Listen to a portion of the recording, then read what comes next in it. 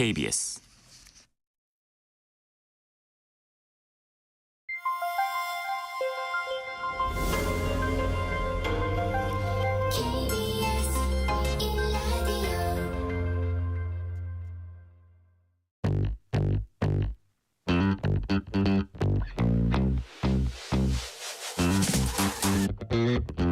KBS 1라디오 뉴스레터 K.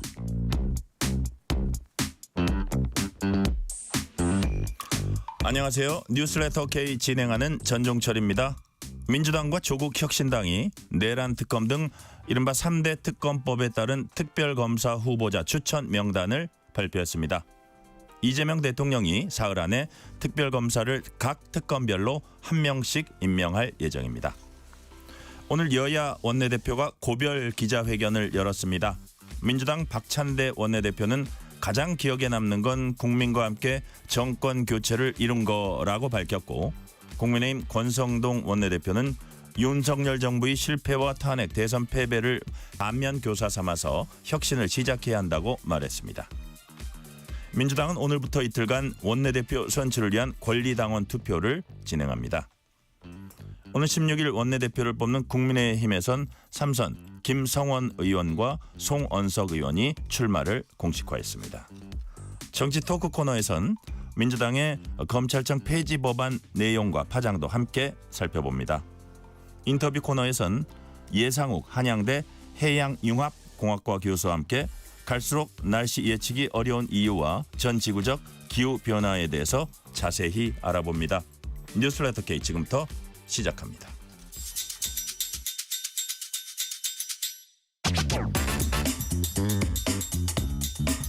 뉴스레터 K 정치 토크, 김수민 시사평론가, 윤주진 국민의힘 미디어특위위원 나오셨습니다. 어서 오세요. 네, 반갑습니다. 자, 이재명 대통령이 취임한 지 일주일 지났습니다. 정확하게 어제 딱 일주일이 되는 날이었는데 국정 운영 스타일이 여러모로 이제 드러나고 있습니다. 자, 김수민 평론가님, 이재명 대통령 집권 일주일 어떻게 평가하세요? 네, 일주일 동안의 실질적인 일이나 이런 것들을 평가할 수는 없는 것이고, 어떤 분위기를 만드는가는 상당히 중요하다고 보거든요. 네. 특히 초반이기 때문에, 그리고 국민들한테 뭔가 박히게 되는 그런 인상도 중요하죠. 그런 의미에서 저는 요약하면은 일하는 분위기를 보여줬다. 네. 이건 분명한 것 같습니다. 안 그래도 이제 대통령이 공석이었던 수달의 시간들이 있었는데 이런 것들과도 대비가 되는 거고, 이재명 대통령 특유의 스타일이 있죠. 예전에 행정 단체장을 할 때도 그랬고 당 대표를 할 때도 그랬고, 어쨌든 일을 한다라고 하는 이 이미지에서는 사실 긍정평가 부정평가를 막론하고 일을 잘 안 하는 스타일이라거나 게으르다거나 이런 이미지를 주지는 않았었는데, 그런 본인의 강점 이런 것들을 좀 10분 발휘해서 일하는 이미지를 줬고, 적어도 국민들이 뭔가 좀 직무를 소홀히 하지는 않을 것이다, 필요한 일은 챙길 것이다, 이 정도 이미지는 주는 데는 확실히 성공한 것 같습니다. 네. 윤주진 위원님은 어떻게 평가하세요? 저도 방금 비슷한 말씀하신 거에 비슷한 내용이, 그러니까 일이라고 하는 거에 상당히 방점을 주는 것 같아요. 그러니까 그런데 저는 그것이 본인의 이미지 메이킹을 좀 일벌레 대통령으로 만들려고 한다는 생각이 좀 들었던 것이, 국무회의를 첫날엔 4시간이나 하고 두 번째 10일에 있었던 국무회의는 6시간 동안이나 하는, 이게 어떻게 보면은 정말 일을 잘하는 대통령으로서 이미지도 있지만 어떻게 보면은 초반에 좀 성과를 내야 된다라고 하는 조급함도 있을 수 있는 것이거든요.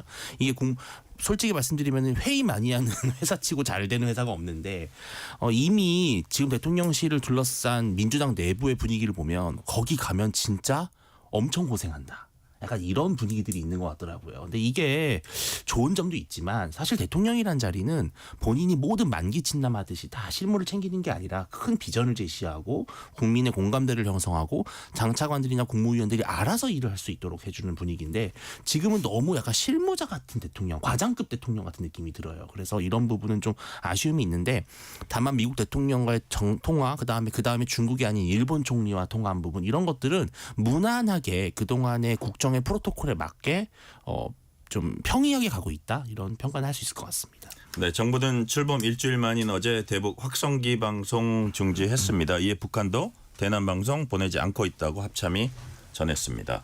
김수인 평론가님 짧게 이건 어떻게 평가하세요? 이건 당연한 조치입니다. 그러니까 저는 대북 방송 자체가 잘못됐다고 보진 않아요. 우리도 그런 수단 정도는 쥐고 있는 거고 정말 하다 안 될 때는 할 수 있는 거라고 보는데 근데 지금 사실 언제부터인지 기억도 안 날 정도로 북한에서 오물풍선을 안 날리기 시작했거든요. 이게 윤석열 전 대통령 파면 탄핵 정국 여기 들어가면서 묘하게 또 그렇게 된 점도 있는데 네. 어쨌든 북한에서도 그렇게 하고 있고 그리고 괜히 또 오물풍선 말고 이제 북한에서도 대남 방송을 해서 이상한 그 계엄 같은 소리 이런 걸로 강화도 주민들이 고생을 많이 하셨는데 이거는 이제 상호간에 그만두는 것이 당연하다라고 보고 저는 근데 다만 방금도 말씀드렸지만 레버리지 자체는 쥐고 있어야 되거든요. 네. 그래서 만에 하나를 대비해서 이걸 재개할 수도 있다는 것은 염두에 두고 그때를 대비한 태세도 갖추면 좋겠다고 생각합니다.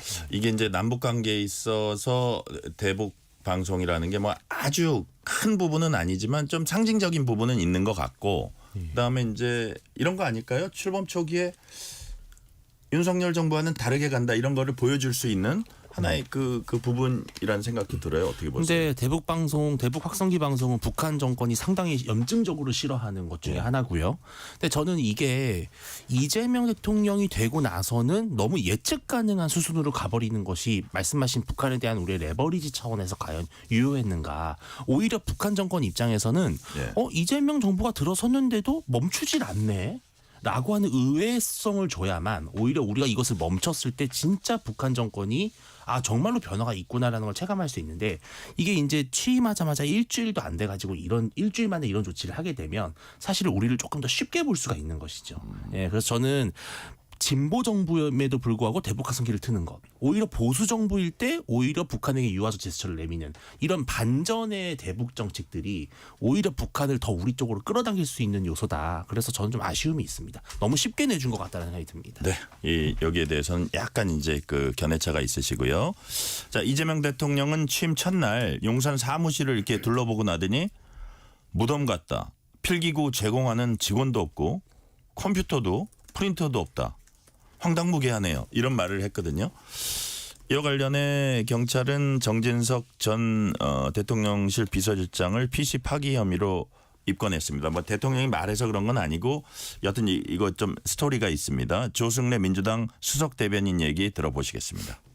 정진석 전 대통령 비서실장이 대통령 PC 파기 등을 지시한 혐의로 공식 입건됐습니다. 무덤 같은 용산은 단순 실수가 아닌 노골적인 증거인멸과 차기 정부 국정 방해였다는 정황이 드러난 것입니다. 심지어 내란 사건의 중심에 있던 방첩사령부까지 동원할 계획이었다고 합니다. 12.3 비상계엄으로 군을 유린한 윤석열 정부가 파면 이후에도 군을 사적으로 악용한 것입니다. 마지막 순간까지도 참으로 모렴치한 이들의 행태에 반드시 책임을 물어야 합니다. 자, 반드시 책임을 물어야 한다. 자, 김수인 평론가님, 이제 정진석 전 비서실장이 PC 파기 지시했다 이 혐의 받고 있는데 방첩사령부까지 동원하려 했다. 이건 무슨 얘기예요? 네, 이 대통령실에서 일하는 사람들 중에도 방첩사에서 파견돼서 일을 하는 사람이 있거든요. 뭐 이 자체는 예전에도 아마 그랬을 거기 때문에 그게 문제가 되는 건 아닌데 문제는 이게 대통령실 차원에서 법에 따라서 자료를 정리하고 뭐 파기할 건 파기할 게 있다면 그렇게 정리를 했으면 모르겠는데 방첩사 내부에서 지침을 통해서 파견된 직원에게 전달이 돼서 거기에 있는 대통령실에 있는 방첩사 관련 자료를 파기하라 이런 지시가 전달이 된 거죠. 그래서 PC, 하드디스크 이런 것들을 물리적으로 어디다가 뭐 보관하는 것도 아니고 물리적으로 파쇄하기로 했다. 이렇게 하는 이제 정황이 드러났다라고 하는 거고 사실 이게 굉장히 심각한 문제인 게 방첩사에서 대통령실에 파견을 갔으면 방첩사의 원래 전문성을 살리면서 궁극적으로는 대통령실에 그리고 범정부적인 일을 하는 것이거든요. 근데 이렇게 되면은 사실 그냥 잠입하듯이 해서 방첩사의 일을 그냥 대통령실에서 하는 이렇게 본말이 전도된 일을 했다라고 하는 여기서 이제 시작이 되는 거기 때문에 안 그래도 지난 내란 사태 통해서 방첩사에 대한 국민적인 질타, 의혹 이런 것들이 굉장히 강한 상황인데 대통령실에서 자료를 파기하는 문제 그것도 이것이 이제 정진석 실장이 지시를 한 것도 아니고 방첩사 내부 방침을 통해서 전달됐다. 이 부분에서 좀 앞으로 더 크게 논란이 일고 또 국민들도 좀 많이 예민해지지 않을까 걱정이 됩니다. 자, 윤주진 평론가님. 예. 이게 이제 지금 뭐 동원하려 했다 이런 걸로 봐서 동원한 게 확인되지는 않고 이렇게 막 이래가지고 그런 방첩사에서 누가 와서 하냐 이런 계획까지 뭐 있었다 뭐 이런 얘기 같은데 네, 네. 과거에 만약에 정권이 바뀌었을 때 지금 인수위가 있는 게 아니고 우리나라 비교적 최근에 2차례 걸쳐서 이렇게 탄핵을 당했고 또 탄핵 과정에서의 뭐 그런 것들 때문에 그것이 이제 뭐 정부 여당의 어떤 허물이 남아 있을 수 있고 뭐 그런 것들을 아마 감안한 것 같은데 네. 이걸 지금 증거 인멸이라고 하고 있습니다. 그러니까 그게 증거 인멸이냐 아니면 어쨌든 그 컴퓨터 정리냐 이게 그 선이 어디 있다고 보세요? 그러니까 증거 인멸이라 함은 정진석 비서실장이 스스로 어떤 혐의를 받고 있는데 예. 이 혐의를 입증할 중요한 자료를 스스로 파기했다. 그것도 심지어 방첩사 같은 국가 조직을 동원해서 하려고 했다. 이렇다면 증거 인멸이 되겠지만 사실은 정진석 비서실장이 그 전에 어떤 사건의 혐의로 입건이 되거나 그런 건 아니었거든요. 그래서 이게 증거 인멸이냐 아니면 정당 방어에 해당하는 것이냐라는 거는 수상에서 밝혀질 문제인 것 같아요. 그런데 저도 사실은 처음에 이재명 대통령이 취임하고 나서 마치 뭐 용산이 무덤 같다 이런 발언을 했을 때 야 이건 좀 너무 그래도 심했다. 아무리 정부가 정권 교체가 됐다지만 인수인계는 제대로 해야 되는 거 아니야라고 하면서 제가 용산에 좀 물어봤더니 네.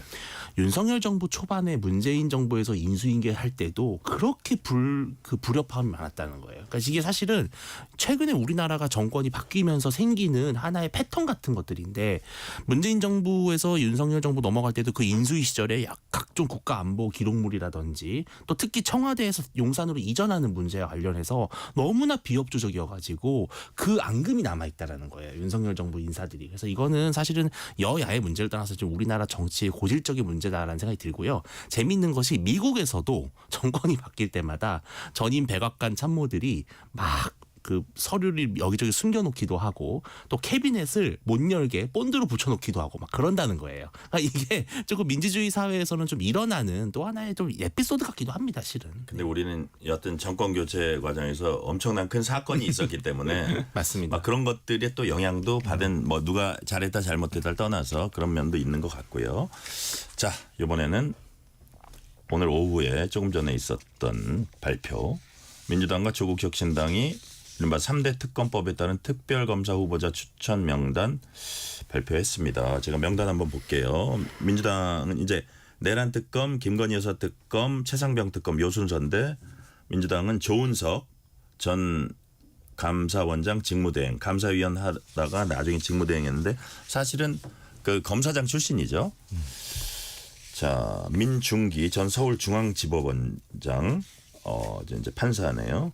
그럼 이윤재 명지대 교수 뭐 이렇게 돼 있고 조국혁신당은 한동수 전 대검찰청 감찰부장, 심재철 전 법무부 검찰국장, 이명현 전 국방부 검찰단 고등 검찰부장 이렇게 3명을 내세웠는데 한동수, 심재철 이분들 역시 이제 검사장 출신인데 어떻게 보면 뭐 윤석열 정부 때 문재인 정부 때 조금 잘 나가다가 윤석열 정부 때 조금 뭐 이게 그 한동훈 전 대표처럼 그런 비슷한 처지가 된 그런 분들이 아닌가 싶어요. 이 명단 네. 어떻게 보셨어요, 김수민 평론가님?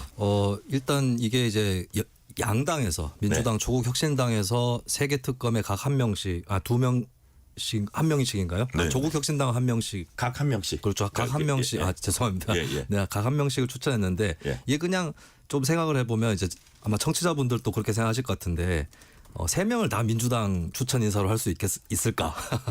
둘 하나 아닐까요? 네, 그렇죠. 그러니까 많이들 조국혁신당 무한하게 예, 그래서 한 자리 정도 주지 않을까 싶은데 근데 저는 조금 답이 나오는 것 같아요. 사실 저는 예전에 박근혜 전 대통령 특검 때 윤석열 검사가 수사팀장이 된 거 부적절하다고 그때도 사실 생각을 했었는데 왜냐하면 아무리 공명정당하게 수사한다고 해도 박근혜 전 대통령 시기에 윤석열 검사가 이제 불이익을 당한 게 있잖아요. 그러면 이런 것들은 좀 피해줘야 됩니다. 이 복수극처럼 되면 안 되는 거거든요.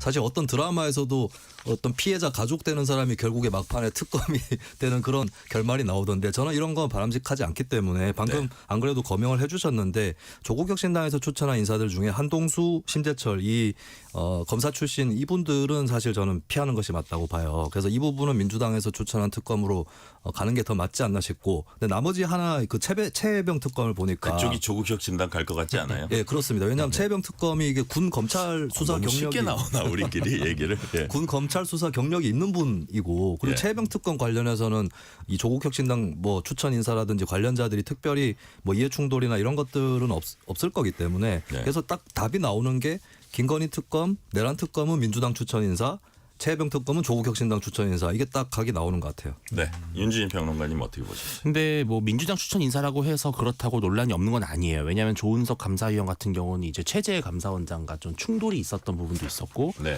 김건희 관련해서 어떤 그런 문제를 좀 내부적으로 민주당의 의견에 좀 가까운 그런 입장을 냈던 분이기도 했고, 저는 그래도 민준기 법원장도 과거에 이제 뭐 판사 사찰 문건 대응 관련해서 좀 목소리를 내 가지고 또 좀 약간 친민주당 좀 성향이 있다라는 얘기도 있거든요. 그래서 그리고 저는 조금 민주당이 이제 내란 특검, 김건희 특검은 민주당 인사로 가고 혁신당에서 최상병 특검으로 가지도 않을 수도 있다고 생각하는 게, 오히려 되게 좀 국민들에게 보여줬을 때는 거대 양당의 추천 특검은 적절치 않으니 제3당의 추천 특검으로 가겠다. 그러니까 이런 식으로 하면서 가면은 의외로 혁신당 추천 인사가 2명이 될 수도 있다라는 그래요? 저는 생각이 들어요. 근데 특히 왜냐하면은 심재철이나 예, 특히 심재철 검사가 그럴 수 있는 가능성이 높은 것이 이제 윤석열 당시 검찰총장과의 충돌 문제가 있었기 때문에 그런 부분은 그러니까 지금 이재명 대통령은 그런 어떤 국민들이 봤을 때의 중립성이나 균형성에 대한 명분보다도 정말 화끈하게 특검할 수 있는 사람을 오히려 선호할 가능성이 저는 있다고 보거든요. 그래서 저는 조금 세게 갈 수 있는데, 말씀하신 것처럼 한동수, 심재철 이 두 분은 정말 사적인 어떤 적대감으로 인해서 특검을 운용할 수 있다라는 공정성 시비가 있기 때문에 상당히 국민적으로 논란이 될 것 같습니다. 네. 자, 특검 3법 통과했다는 특검 출범 이제 임박했습니다. 곧 이제 대통령 임명할 거고요. 이런 가운데 민주당은 이른바 검찰 개혁 법안 발의했습니다. 국민의힘 이를 검찰 해체 법안이라고 부르고 있습니다. 검찰청 페이지에서 이렇게 분리하는 게 골자입니다. 윤주진 의원님, 네. 민주당이 발의한 법안 네. 어떤 내용이고 또 이에 대해서 어떻게 평가하세요? 일단은 한마디로 말씀드리면은 검찰을 뽀개겠다는 겁니다. 예, 검찰을 사실상 검찰이 갖고 있는 기소권을 뺏어서 그것을 법무부 산하에 있는 기소청에 넣고요.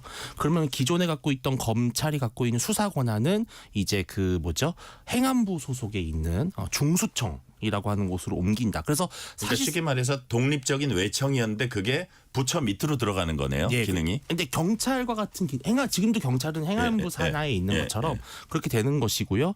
그리고 중대범죄수사청을 만들어서 여기가 이제 그리고 국가수사위원회 총리 직속으로 만들어서 수사기관 간의 어떤 권한 범위를 조정한다는 것인데요. 네. 근데 가장 크게 우려되는 문제는 바로 수사와 기소가 분리됐을 때 공소 유지의 힘이 약화될 수 있다라는 겁니다. 그러니까 왜냐하면 수사를 했던 검사가 계속해서 공소 기소를 해야 이 뭔가 연장선상에서 사건에 대한 이해도가 높을 거 아니에요. 근데 수사는 수사대로 따로 하고 기소는 기소대로 따로 했을 때 수사에 대한 이해가 없다면은 이 기소를 해서 유죄 판결을 받아내려고 하는 그 의지 자체가 좀 약할 수 있다.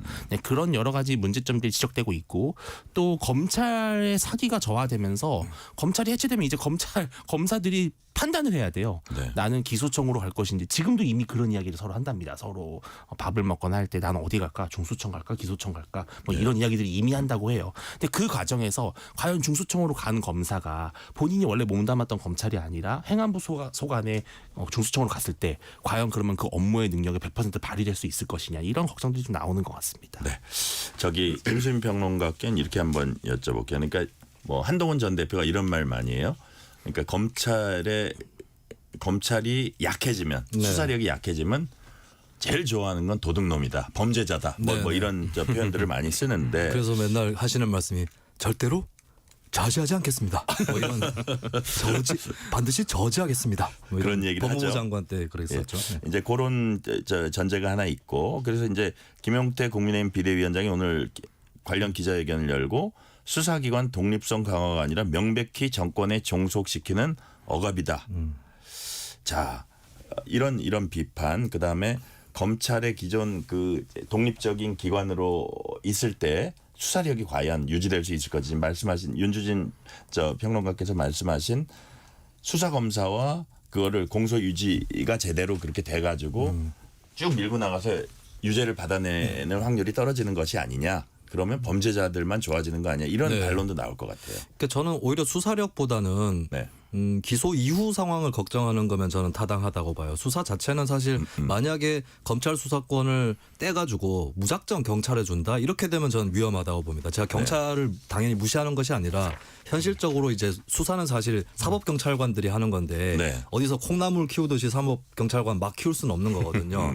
우리나라 어차피 그 체제의 성격 자체가 사법경찰관 그동안 되게 많이 육성시키지는 않았고 물론 저는 앞으로 육성 많이 시키고 경찰 수사력 강화해야 된다고 보지만 예. 그래서 저는 원래 검찰에 있었던 인력이 수사기관으로 가는 것은 바람직하다고 봅니다. 그 점에서는 수사력 자체에 대해서는 크게 우려하지는 않는데 근데 아까 윤주진 평론가 말씀에 제가 동의하는 것이 저는 수사 기소는 다를 수 있다고 봐요. 근데 수사 공소 유지는 연결되는 거거든요. 네. 예, 그러면 이 부분에 대해서는 좀 더 숙고가 필요한 게 아닐까. 사실 우리나라 검찰의 문제는 수사권이 강해서 문제였다기보다는 인력이 너무 많아서 직접 수사를 예전에 너무 많이 했었죠. 그래서 인력 분할하는 거는 좋은 아이디어인데 저는 딱 한 가지를 덧붙이면은 굉장히 좋은 아이디어가 될 수 있다고 보는 게 사실은 이제 만약에 수사청하고 기소청을 분리한다고 했을 때 기소청에 남아있는 기소검사들이 수사 지휘권을 갖게 된다면 네, 그러면 저는 이거는 충분히 해볼 만한 실험이다. 그렇게 되면은 이제 글로벌 스탠다드에도 보다 부합해지고 네. 그래서 저는 수사 지휘권을 주는 쪽으로 좀 정치권에서 이걸 절충할 수 있는 여지가 충분히 있다고 보거든요. 근데 좀 양쪽 다 그럴 정도의 생각은 없고 너무 원론적으로 부딪히는 게 아닌가 좀 이런 생각이 그러니까 듭니다. 지금 네. 방금 말씀이 되게 중요한 윤준희 게 위원님. 예.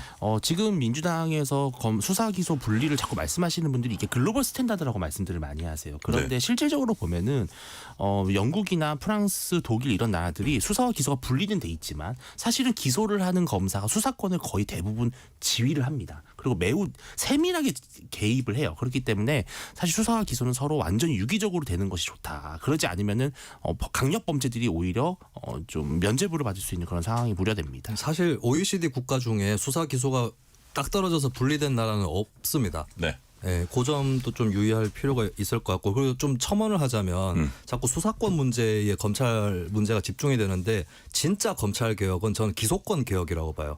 검찰이 자기 자의대로 기소하고 말고 기소 유예도 막 남발하고 이런 것들이 문제인 거거든요. 그래서 이거는 명확한 기준을 갖고 혐의가 있으면 무조건 어지간하면 기소하는 기소 법정주의라든지 혹은 배심원들이 기소 여부에 대해서 판단하는 기소 배심주의를 통해서 검찰 수사권보다는 오히려 기소권에 대해서 칼날을 들이대야 된다. 저는 그렇게 생각을 합니다. 네. 오늘 민주당 박찬대 원내대표와 국민의힘 권성동 원내대표가 각각 같은 날 고별 기자간담회 열었습니다. 자, 먼저 박찬대 그 원내대표가 뭐라 그랬나 보니까 정말 정권 교체한 게 가장 큰 그 보람이었다. 뭐 이런 이렇게 얘기를 했어요. 자, 근데 다음 행보가 이제 당권 도전할 거다 이런 얘기들이 나오잖아요. 그래서 지금 정청래 법사위원장도 보니까 소임 마쳤다. 이재명 정부 성공에 일하겠다. 이래서 이거 당대표 출마구나 이렇게 다들 해석을 하거든요. 자, 김수민 평론가님 보시기에 정청래, 박찬대, 정청래 이 이강 체제에 도전할 만한 분이 있습니까? 현재로서는 네. 뭐 찾을 수는 없을 것 같아요. 그죠? 네, 왜냐하면 원내대표 네. 박찬대 원내대표를 했고 사실 이재명 대표일 때 원내대표를 네. 했던 그리고 거의 추대 형식으로. 그렇죠. 네. 결과적으로 성과도 굉장히 컸고 어쨌든 대통령 탄핵이라고 하는 거사를 했기 때문에 대통령의 최측근이라는 이런 평가도 있고. 그렇죠. 예. 근데 정청래 전 위원장 같은 경우는 또 워낙 오랫동안 민주당 팬덤의 사랑을 받아왔고 나름 팬덤이 많지 않아요? 네. 많죠? 그래서 이 두 사람만으로 굉장히 팽팽할 것 같은데 이거를 삼각구도로 쪼갤 수 있는 인물은 과연 있을까? 왜냐하면 나왔다가 너무 적으면 그렇죠. 아니, 제3의 그렇죠. 인물이 나왔다가. 근데 이제 그거를 적지 않도록 삼자 대결로 갈 수 있는 정도의 캐릭터가 과연 있나? 네. 그 생각은 들어요. 그나마 있다면은 이미 국회의장 경선에서 맞붙었던 우원식 의장하고 추미애 전 대표 정도가 있을 텐데 네. 추미애 전 대표 예전에 당 대표도 하셨던 분이 또 나올 것 같지는 않고 그럼 두 사람 대결로 갈 수밖에는 없을 것 같아요. 네.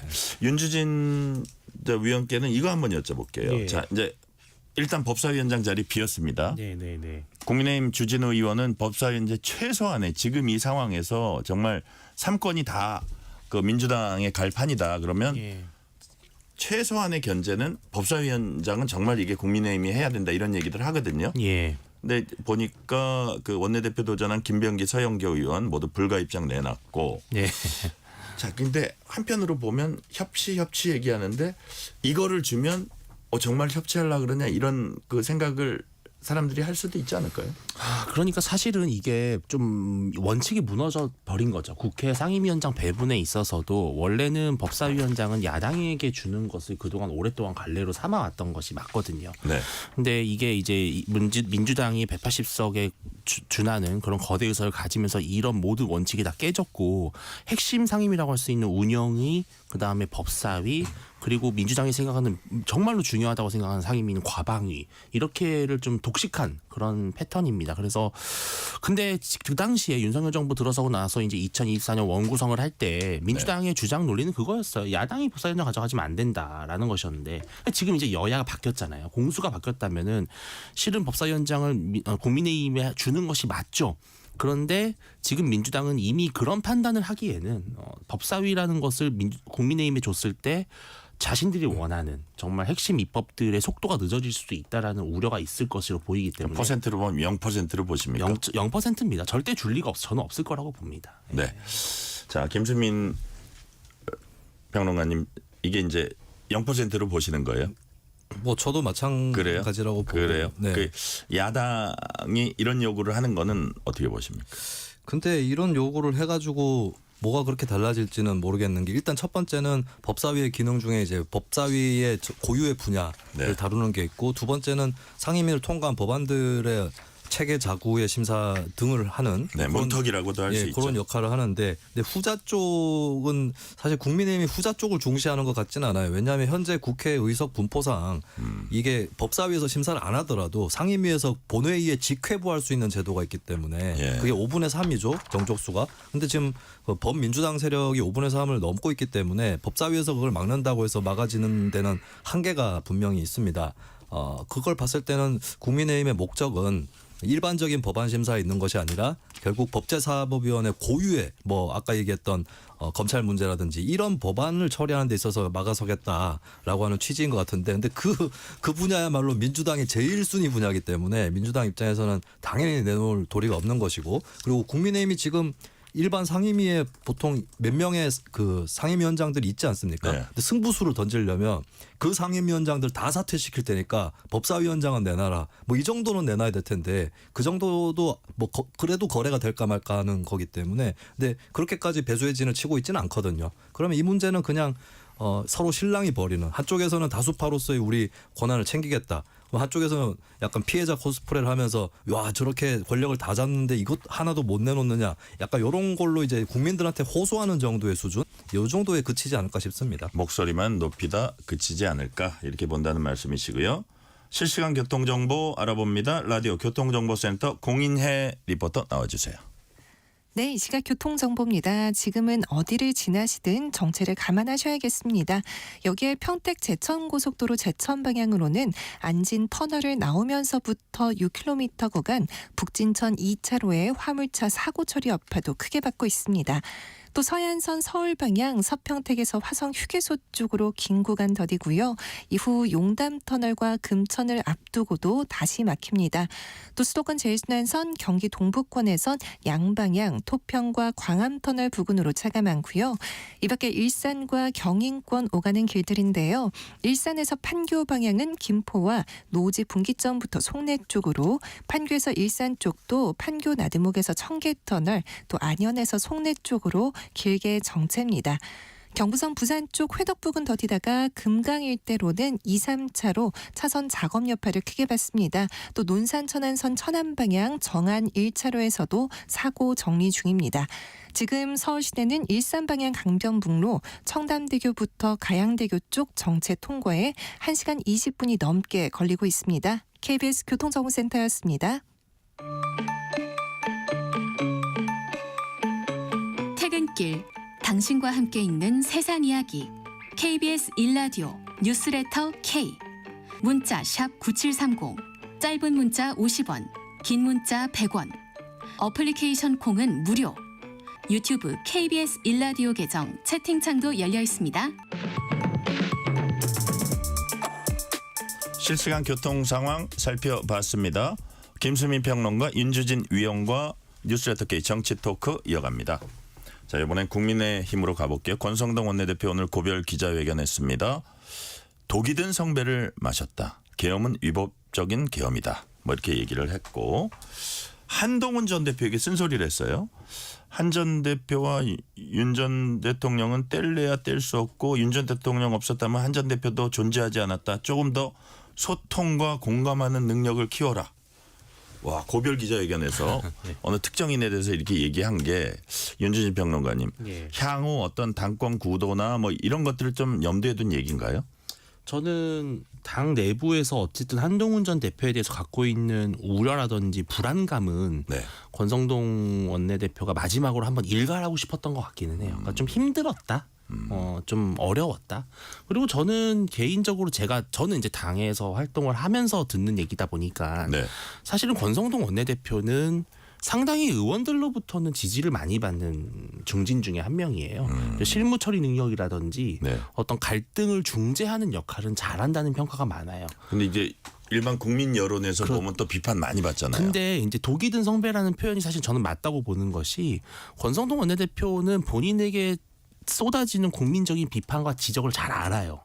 하지만 본인의 위치에선 이렇게밖에 할 수 없었다라는 그런 어쩔 수 없었다라는, 불가피했다라는 입장이 좀 있는 것 같아요. 그러니까 왜냐하면은 예를 들어서 탄핵에 대해서도 탄핵을 전면으로 찬성하는 입장으로 갔다가는 당이 쪼개질 것이고, 그렇다고 탄핵을 완전히 반대하는 입장으로 가면은 좀 구태한 정치로 낙인 찍히고, 이 사이에서 되게 어려운 줄타기를 사실 한 거거든요. 예컨대 강성 지지층이 제법 있는데 예. 그거를 갑자기 윤 전 대통령과 절연했을 때 이게 과연 당의 이득인가, 이런 고민도 했다 이거죠? 그러니까 그게 왜 대표적인 거냐면은 사실은 정작 윤석열 전 대통령이 권성동 원내대표를 달갑게 생각하지 않았다는 거죠. 원내대표 할 때 친윤이가 잘하고 있어, 내 말대로 잘하고 있어, 전혀 이런 온도가 아니었어요. 그러니까 나름 줄타기를 했다. 어려운 자리에 있었던 거고요. 욕을 먹을 수밖에 없는 자리였던 거죠. 저는 그래서 마지막에 이제 한덕수 총리로의 그 교체, 이거는 조금 무리수였던 건 맞지만 전반적으로는 이 살얼음판에서 당이 그래도 망가지지 않고 쪼개지지 않고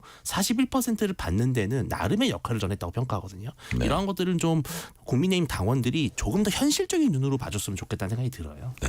이제 국민들이 얘기하기에는 네. 또 비판적인 쪽에서는 더더욱 그렇고, 왜 윤 전 대통령과 그렇게 화끈하게 절연 못해서 결국 또 어떻게 이길 수도 있는, 한번 해볼 만한 선거도 더 어렵게 한 거 아니냐, 뭐 이런 비판을 할 수 있는데, 윤주진 평론가님은 조금 당 현실을 들여다보면 그렇게 쉬운 자리가 아니었다거든요. 어떻게 네. 보세요?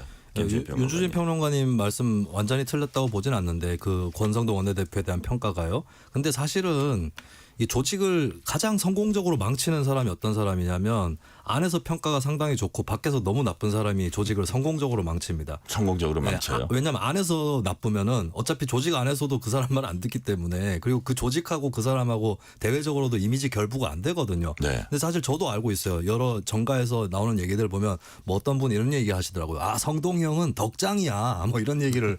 사실 근데 사실 이거는 매우 가까이서 보거나 현미경으로 봐야 보이는 거고, 국민들 입장에서는 당이 결단을 못 내려가지고 기울게 만든 결정적인 장본인이에요. 조직 장악력이라도 없었으면 차라리 다행인데, 장악력이 커가지고 그 장악력으로 나쁜 길로 가겠다. 본인은 독이 든 성배라고 표현했지만 저는 독탄주라고 표현하고 싶습니다. 독탄주를 만들어가지고 동료들에게 뿌렸다. 결국에는 그렇게 해서 기울어 지게 된 거고, 그리고 위법적 계엄이라고 오늘 얘기를 하시더라고요. 네네. 근데 왜 탄핵을 반대하셨는지. 사실 본인은 뭐 일주일만 늦추자라고 얘기를 했다고 하는데, 사실 그날 하루하루 12월 상황이 급박한 데다가 만약에 진짜 일주일 늦추고 김용현 국방부 장관 수사까지 지켜보자는 게 권성동 원내대표 입장이라고 하는데, 그게 맞다면 적어도 그러면 탄핵은 늦추더라도 즉각 하야라든지 이런 카드를 같이 제시를 해서 한동훈 당시 대표하고 콤비네이션을 형성을 하도록 했어야죠. 근데 네. 그 당을 쪼개다시피 했고, 그리고 결정적으로는 권성동 원내대표가 한동훈 대표하고만 불화를 했느냐. 그다음에 김문수 후보가 후보 선출됐는데도 굉장히 그 억압을 주고, 그러면서 전 국민에게 한덕수 전 총리와 더불어서 권성동 원내대표, 권영세 비대위원장이 전 국민 비호감이 되지 않았습니까? 이런 것들을 봤을 때는 끝나는 상황에서 한동훈 전 대표한테 충고랍시고 하는 것도 굉장히 어울리지 않는다고 봐요. 네. 자, 때문에 국민의힘에선 다음 주 16일이죠. 원내대표에 누가 선출되는지가 되게 중요해 보입니다. 오늘 보니까 삼선 의원 2명이 출사표 던졌는데 김성원, 송원석 의원 이 보니까 한 명은 또 수도권, 한 명은 TK. 그 얘기는 좀 이따 하고요. 김성원, 송원석 의원 목소리 차례로 들어보시겠습니다. 지금은 지난 과오에 대해 처절하게 반성하고 또 새로운 보수의 힘찬 시작을 시작해야 합니다. 그러기 위해서는 유연한 사고와 실용적 태도 또 능력을 갖춘 보수 정당으로 리빌딩해야 합니다. 원칙 있는 보수와 합리적인 중도라는 이 두 가치가 모두 살아 숨쉬는 정당으로 국민의 힘을 리셋해야 합니다. 이제 국민들께서는 우리 국민의힘에 분명한 변화와 진정한 쇄신을 요구하고 있습니다. 변화를 향한 여정에서 국민은 건전한 토론과 수기를 합니다. 갈등과 암투에 지친 정치는 더 이상 원하지 않습니다. 자, 윤주진 위원님. 예. 그 두 후보가 모두 출사표 던지면서 이거 개파간 대결은 아니다. 뭐 이렇게 얘기했는데 이제 우리가 보기에는 한 분은 수도권, 예. 한 분은 뭐 보수의 지지 기반이라는 TK 이런 게 갈리고 한 분은 친한, 한 분은 뭐 이렇게 아주 개파색이 강하진 않지만 그래도 친윤으로 분류되는 넓게 봐서 자 결국은 본인들은 개파 대결은 아니라 그랬지만 사람들은 동의할까요? 개파 대결이 아니라고 하기에는 사실은 김성원 의원이 예. 이제 명시적으로 한동훈 전 대표를 대선 후보로 지지했었기 그렇죠. 때문에 예.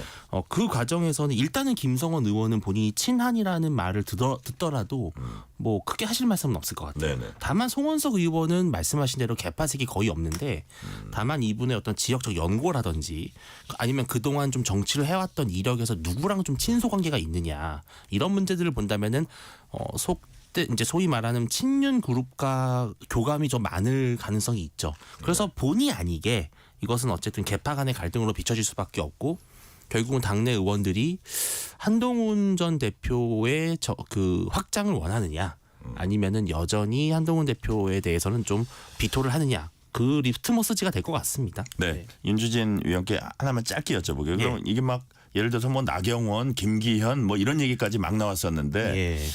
이런 거는 좀 수면 밑으로 들어갔다고 봐야 되나요? 제가 들은 정보는 물론 네. 이게 제한적이긴 합니다만 이미 이른바 범친윤? 구친윤? 범친윤이라고 해야 되나요? 아무튼 그 그룹은 약간 송원석 의원으로 좀 정리가 된 것 같다. 아, 그래요? 예, 근데 여기서 만약에 다른 친윤 그룹에서 후보가 나오게 되면 사실 표가 네. 갈라지잖아요. 그러면은 김성원 의원도 사실은 당내에서 되게 평가가 좋으신 분이에요. 두루두루 좋으신데 다만 친한 그룹에서 되는 거에 대해서는 거부감이 좀 있을 것으로 보이기 때문에 아마 단일화가 된 게 아닌가 싶어요. 나름대로의. 그래요. 예, 예. 자, 시간 관계상 주제를 바꿔볼게요. 자, 이재명 대통령 취임 이후 조국 전 조국혁신당 대표 사면 여부가 관심을 모으고 있습니다. 우선 윤재관 조국혁신당 대변인 얘기 들어보시겠습니다. 조국 전 대표의 사면과 관련돼서는 잘 아시겠지만 사면은 대통령의 고유 권한입니다. 이 점에 대해서 조국혁신당이 나서서 더 많은 얘기를 하는 것이 적절한지 여부에 대해서는 많은 분들의 판단들이 있으실 것 같아요.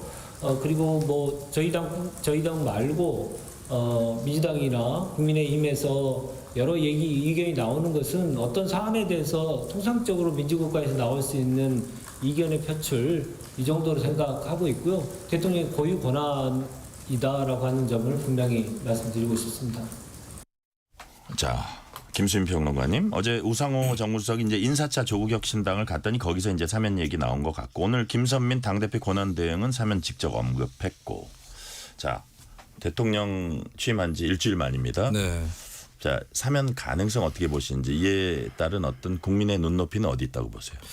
저는 사면 가능성은 별로 없다고 봅니다. 특히 네. 뭐 8.15 뭐 사면 이런 거는 더더욱. 네, 그리고 예. 일단 조국 전 대표가 징역 2년을 선고를 받았잖아요. 예, 예. 예전에 조 전 대표가 3년은 너무 길다. 뭐 이런 얘기를 했지만 2년은 그렇게 길 것 같지는 않거든요. 네. 그리고 한 1년 그리고 2년을 했으면 사면을 받으려면 적어도 한 1년 얼마는 살아야 되는 거 아니냐라고 얘기가 나올 수 있는데 근데 거꾸로 생각해 보면 1년 몇 달을 살면 그럼 나머지 조금 더 살면 나오겠네. 이렇게 되는 거거든요. 그리고 사실 이제 이게 새 정부 출범하자마자 이런 소위 같은 편에 대한 사면입니다. 이게 네. 만약에 국민의힘 정부가 출범했으면 조국 전 대표 사면 가능성 저는 높아졌다고 봐요. 근데 이거는 이재명 대통령한테는 오히려 부담이 되는 것이 충분히 보이는 사안이고 저는 이재명 대통령이 그 정도로 셈법이 허술한 분이 아니라고 봅니다. 그렇기 네. 때문에 오히려 저는 결과적으로 끝까지 사면이 안 될 가능성도 상당히 높다. 네. 이렇게 보고 그리고 조국 전 대표나 조국 혁신당도 명심을 해야 될 게 이게 사면하게 되고 이러면은 다시 문제가 불거집니다. 사실 국민들도 자세하게 조 전 대표가 직접적으로 문서를 위조하고 이런 부분까지 모르는 국민들도 많아요. 뭐 배우자가 위조했는데 뭐 이렇게 약간 연좌제적으로 책임진 거 아니냐. 근데 사실 이 판결문하고 내용을 다시 들여다보면 네. 조 전 대표가 직접 위조한 문서들도 있는 거거든요. 이런 것들을 다시 불거지게 해가지고 사람 곤란하게 만드는 것이 되기 때문에 저는 모든 사람을 고려했을 때 사면 안 하는 것이 바람직하다고 봅니다. 자, 윤주진 위원님. 예. 예를 들어서 그 이재명 대통령 좀 가까이 계신 분 중에 정성호 의원 같은 경우는 그 너무 과도했다 형들이 그래서 네. 사면 필요하다 이랬고 전현희 최고위원 같은 경우는 정권 쪽이 특정인에 대한 사면 얘기 나오는 거 바람직하지 않다. 전현희 의원은 대통령에게 이걸로 부담 지우는 거 정권 쪽에 바람직하지 않다는 뜻 같은데 어떻게 보세요? 근데 저도 가능성이 좀 희박하다고 보는 것이 네, 조국 전 대표를 사면하려면요. 네, 거기에 쌍으로 함께 사면할 수 있는 보수 정치인이 있어야 돼요. 근데 지금 없어요. 네, 윤석열 전 대통령은 아직 재판을 받고 있는 거 1심도 아직 안 나온 상황이고 네. 뭐 그렇다고 뭐 현재 지금 재판이 끝난 비상계엄 관련된 혐의자도 없거든요. 그러니까 조국 대표만 핀셋으로 딱 사면한다? 그러면 이재명 대통령에 대한 국민적 지탄은 어마어마할 겁니다. 그것도 있고 이게 정치범이 아니라는 거죠. 그러니까 조국 대표가 뭐 드루킹 사건 같은 경우는 사실은 정치범에 속하는 거거든요. 어떤 선거를 치르는 과정에서 사실은 몸통이 누구인지는 뻔히 알지만 책임을 지고 갔다 온 거란 말이에요. 김경수 전 지사가. 근데 조국 대표는 개인적인 어떤 부패와 비리와 관련된 것이기 때문에 네. 이것을 사면한다는 건 명분이 없습니다. 저는 그래서 내년 지방선거 전까지는 좀 어렵지 않을까 생각이 들어요. 네. 이번에 인사청문회 관련해서 하나 여쭤볼게요. 김민석 국무총리 후보자가 채무 관련 의혹이 불거져 나왔습니다.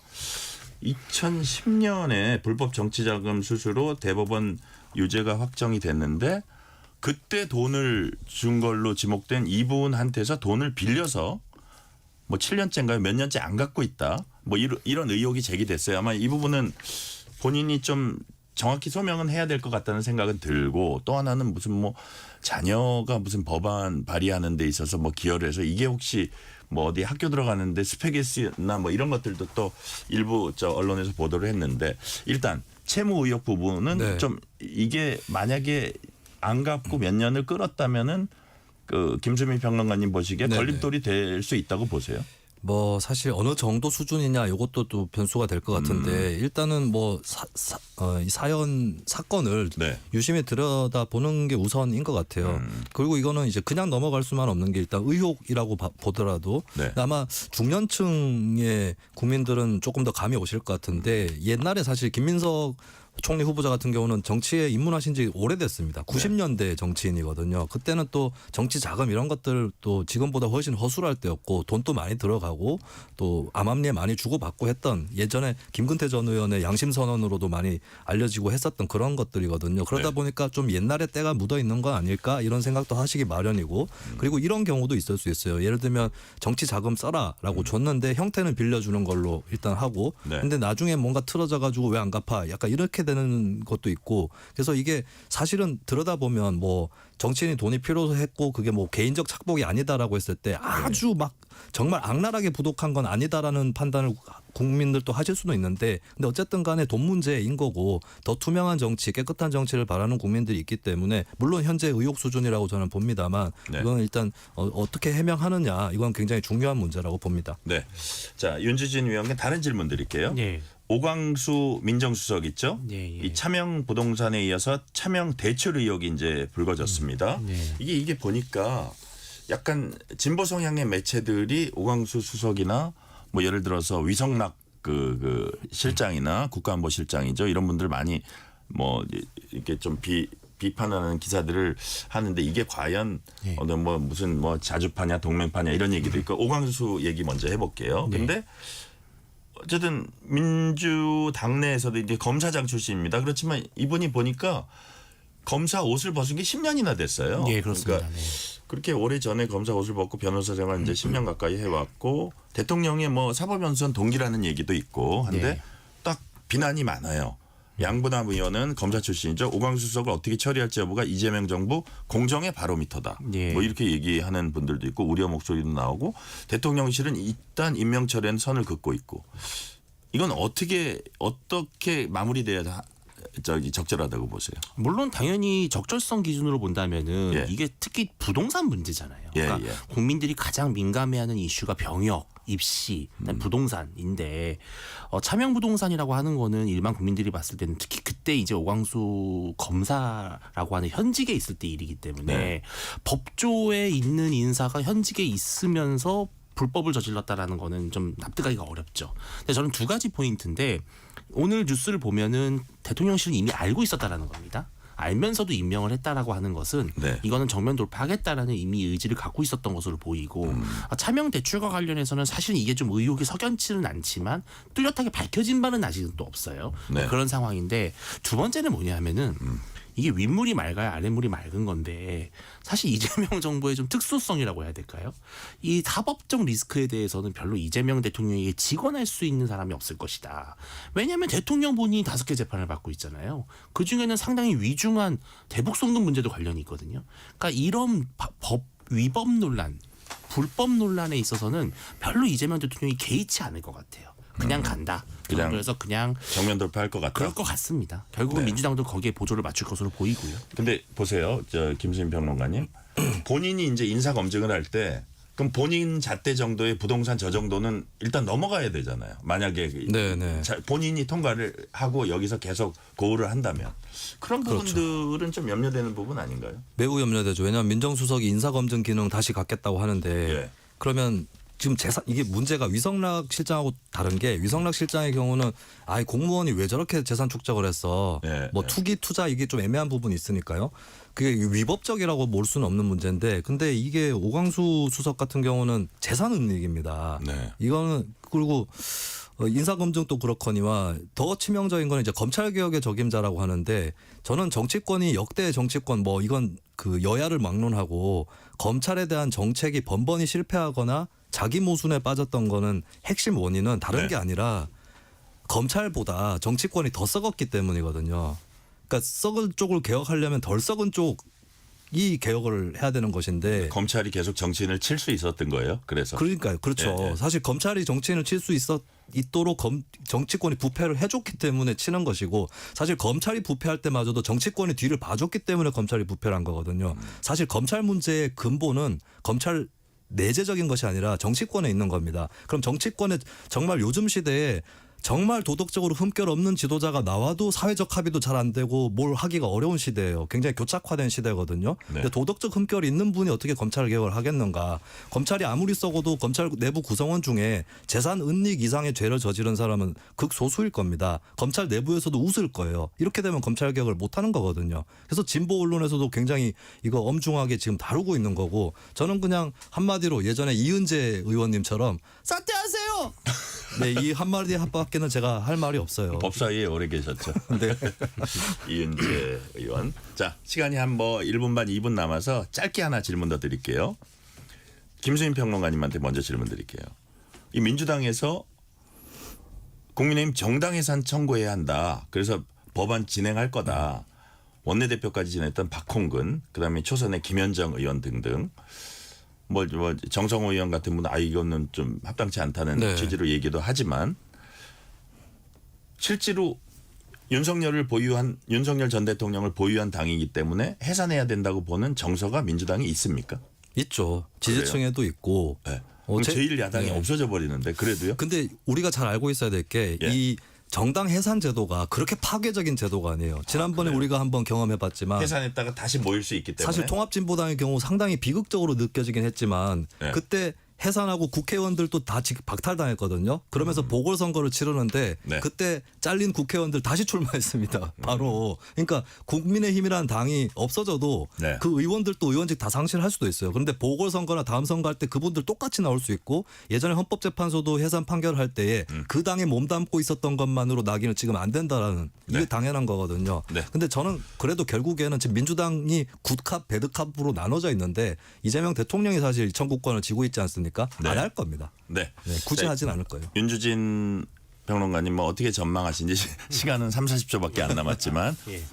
뭐 어떻게 이 상황은 어떻게 그러니까 민주당의 판단하세요? 강경파가 주장하는 것이고요. 실제로 네. 이것이 실행이 되는 경우에는 바로 이재명 정부의 위기입니다. 예, 리스크가 될 거예요. 그래서 저는 안 할 것이라고 보고요. 다만 국민의힘을 둘러싼 지지층의 그런 강성 지지층의 불만을 좀 잠재우는 그런 기능으로서 이런 말들을 꺼내는 것이다. 저는 그 정도의 정치적 수단에 불과하지 실제 이거 추진하는 순간 이미 이제 대한민국은 독재 권위주의 국가로 유형이 분류가 될 거예요. 아주 결정적으로 가게 그렇습니다. 된다. 서구 민주주의 사회에서 얼마나 이 우려 섞인 눈으로 보겠습니까? 아니 박근혜 전 대통령이 추진할 때도 그렇게 평가받지는 않았습니다. 우리나라가. 네. 그거는 이석기 그 정당 통합진보당 때. 그거랑 이거를 같이 비교죠. 뭐 제1야당하고는 좀 차원이 다를 수도 있으니까 여하튼 뭐 거기에 대해서는 나중에 또 얘기 나눠보겠습니다. 오늘 말씀은 여기까지 듣겠습니다. 김수민 시사평론가, 윤주진 국민의 미디어 특위 위원이었습니다. 말씀 감사합니다. 네, 고맙습니다. 뉴스레터 K 1부 마치고 2부가 이어집니다.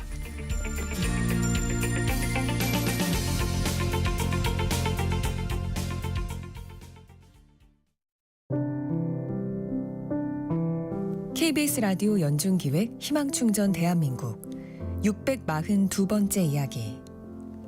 안녕하세요. 아나운서 유지원입니다. 17살 한별이는 수업이 끝나면 빠른 걸음으로 교실을 나섭니다. 유방암 수술 후 거동이 힘든 할머니와 그런 할머니를 간호하는 할아버지를 도와야 하기 때문인데요. 집에 돌아와 두 분의 식사를 챙긴 뒤 또다시 현관을 나서는 한별이. 저녁 아르바이트라도 해야 생활이 가능하기에 1분 1초의 시간도 허투루 쓸 수가 없습니다. 학업과 일을 병행하는 고된 일상 탓인지 최근 한별이의 건강에도 적신호가 켜졌는데요. 어릴 때부터 알아온 천식과 얼마 전 뇌진탕 사고 이후 생긴 어지러움, 그리고 삐 소리에 이명까지 더해지며 한별이의 불안감도 조금씩 커져가고 있습니다. 하지만 자신의 치료보다 곁에 있는 할머니와 할아버지의 건강이 더 염려된다는 어린 보호자 한별이. 한별이네 가족이 마음의 부담을 내려놓고 건강한 일상을 찾을 수 있도록 여러분의 지원과 마음을 보내주세요. 여러분의 따뜻한 손길이 희망의 빛이 됩니다. ARS 060-700-1580 060-700-1580 한 통화 3,000원으로 희망을 선물해 주세요. KBS 라디오 연중기획 희망충전 대한민국은 초록우산 어린이재단, 인탑스 주식회사, 그리고 청취자 여러분과 함께합니다. ARS 060-700-1580 한 통화 3,000원입니다.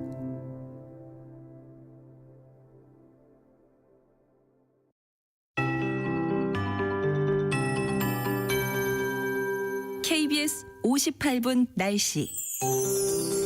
오늘 서울의 낮 최고 기온이 올 들어 가장 높았습니다. 33.1도로 평년보다 5.6도 높았고요. 정선이 전국에서 가장 뜨거웠습니다. 이 정도면 기온으로 보면 폭염 수준인데 어제보다 습도가 낮아서 실제 기온보다는 체감 온도가 조금 낮은 감이 있었습니다. 그래도 30도 이상의 더위가 내일까지도 이어지겠습니다. 온열 질환에 걸리지 않도록 늘 주의하셔야겠습니다. 오늘 제주에, 내일은 대부분의 남부지방에, 또 늦은 오후부터는 대다수 지역으로 비가 확대되겠습니다. 모레는 전국적으로 오겠는데요. 모레 밤에는 그치는 곳이 많겠습니다. 서울, 경기, 강원도는 5에서 40mm로 큰 문제가 안 되는데요. 충청 지방 최대 60mm, 남부는 30에서 80mm가량 오겠습니다.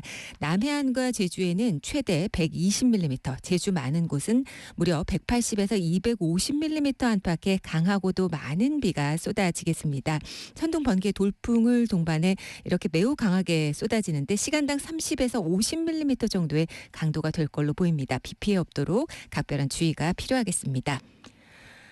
내일 아침 기온은 서울 19도 등 15도에서 20도가 되겠고요. 낮 최고 기온은 서울 30도 등을 예상하고 있습니다. 남해와 제주 해상의 안개 짙습니다. 지금 서울의 기온은 29.9도입니다. 강혜종입니다.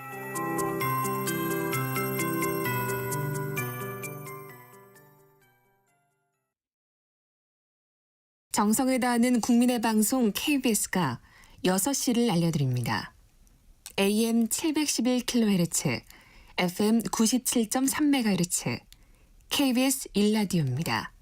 HLKA.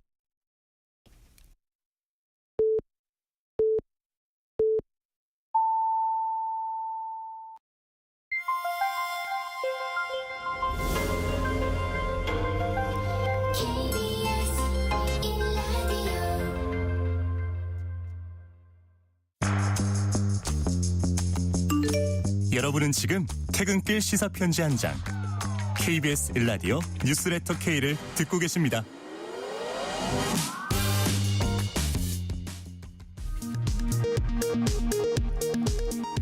이 시각 라디오 정보센터 뉴스입니다. 이재명 대통령이 장마철 수해 대비 현장을 점검한 뒤 이태원 참사 현장을 방문했습니다. 정상 외교도 이어갔는데 오늘은 베트남 르옹끄옹 국가주석과 통화를 진행했습니다. 더불어민주당과 조국혁신당이 내란 특검 등 3대 특검법에 따른 특별검사 후보자 추천 명단을 발표했습니다. 여야가 새 원내지도부 선출을 앞둔 가운데 민주당 박찬대, 국민의힘 권성동 원내대표는 각각 퇴임 기자회견을 열고 소회를 밝혔습니다. 이재명 대통령 가족에 대한 테러 모의글을 올린 50대 남성이 경찰에 검거됐습니다. 경찰은 이 대통령 테러용 총을 구하려 했다는 취지의 발언을 한 유튜버에 대해서도 수사에 착수했습니다.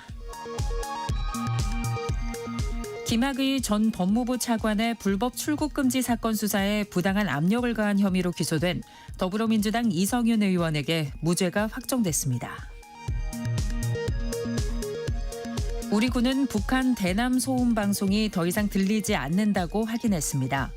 어제 우리 군의 대북 확성기 방송 중지에 북한 측도 호응한 것으로 보입니다. 지금까지 라디오 정보센터 뉴스 편유희였습니다.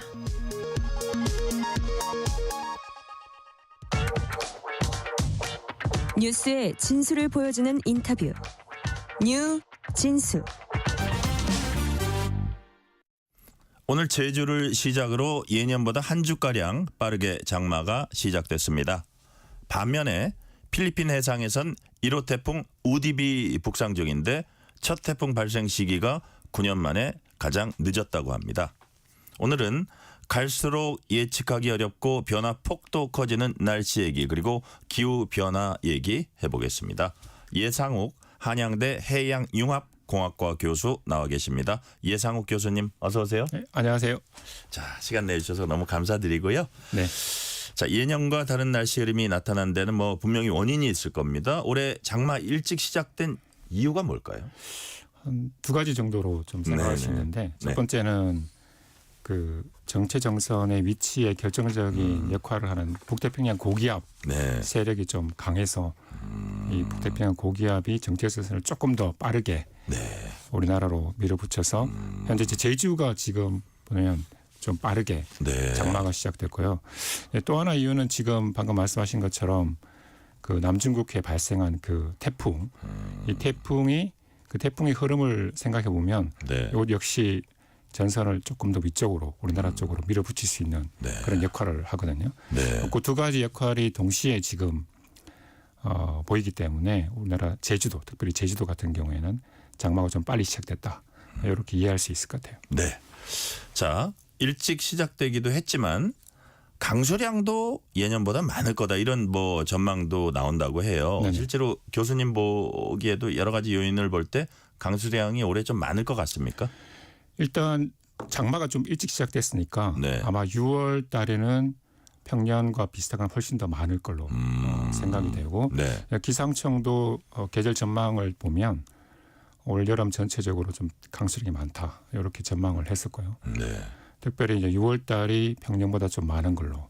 그러니까 7, 8월 달은 평년과 비슷한 걸로 전망을 했는데 실제 다른 요소들을 볼 때에는 올해 같은 경우에도 좀 강수량이 많지 않을까 그렇게 전망을 좀 할 수 있을 것 같아요. 올해 강수량이 많을 거다. 이렇게 일단 기본적으로 전망을 하셨고요. 네네. 우리가 이제 고등학교 때 이렇게 교과서 보면 이게 전공을 안 하더라도 장마는 북쪽의 찬 공기와 남쪽의 따뜻한 공기가 팽팽히 맞서면서 정체 전선이 형성되고 이에 따라서 비가 장시간 내리는 거다. 뭐 이 그렇죠. 정도로 이제 저 같은 사람은 알고 있거든요. 네네. 그래서 이제 교수님 보시기에 우리나라 장마 성격을 규정하는 요소가 있을 것 같아요. 어떤 것들이 있습니까? 그러니까 말씀하신 것처럼 그 장마라는 것 자체가 정해상으로 네. 정체 전선상에서 오랫동안 내리는 비이기 네, 네. 때문에 그 정체 전선을 유지하는 요소들이 결국 우리나라 장마의 성격을 규정한다 이렇게 말씀드릴 수 있는데 네. 사실 우리나라 장마 같은 경우에는 그 성격이 90년대 후반 이후로 많이 변했어요. 아, 그래요. 그러니까 예전 같으면 장마 기간 동안에 비가 굉장히 많이 오다가 7, 8월 달 되면 뭐 땡볕 더위 네. 이런 식으로 이야기해서 비가 거의 오지 않는 그런 어떤 강수 패턴을 보였는데 네. 90년대 후반 이후 2000년대 들어오면서는 뭐 솔직히 장마 때도 그렇지만 7, 8월 때도 비가 많이 오는 우리나라에 일반적으로 네네. 그런 어떤 강수 패턴으로 변했다는 게 지금 학계의 어떤 정설이고요. 네. 그러니까 그런 정체 전선의 위치를 결정하는데 결정적인 요소는 뭐 북태평양 고기압의 강도라든지 아니면 대륙의 가열 정도, 동아시아 대륙의 가열 정도, 최근에는 뭐 북극 해빙의 녹음 정도 또는 오츠크의 지역의 바다의 어떤 수온 네. 이런 것들이 굉장히 복잡하게 지금 연결되어서 솔직히 정체 전선에서 내리는 비는 그렇게 많지는 않아요. 솔직히 최근에는 점점 그래요. 줄어들고 예. 예전에는 보지 못했던 그런 어떤 빠른 어떤 저기압으로 인해 가지고 예. 내리는 장마 이런 패턴이 최근에 좀 증가하고 있다. 정체 전선보다는 네네. 7, 8월 비하고 우리가 흔히 장마라고 부르는 비하고는 좀 다르다 그런 다르죠. 말씀이죠. 다르죠. 예, 네. 예. 강도나 어떤 지속 시간이나 이런 측면에서는 완전히 다르죠. 그렇군요. 자, 그리고요. 올해의 경우 예년보다 북태평양 고기압 세력이 강하다. 이런 얘기가 나오더라고요. 이럴 경우에 뭐 예측 불가능성, 예측하기 훨씬 더 어렵다. 뭐 예측 불가능성이 커진다. 말이 좀 어렵네요. 자, 북태평양 고기압과 날씨 예측 간에 상관관계가 있습니까? 많죠. 예, 일단 예. 그 우리나라 여름철 날씨를 지배하는 어떻게 보면 컨트롤하는 가장 중요한 요소가 북태평양 고기압이라고 말씀드릴 수 있거든요. 네네.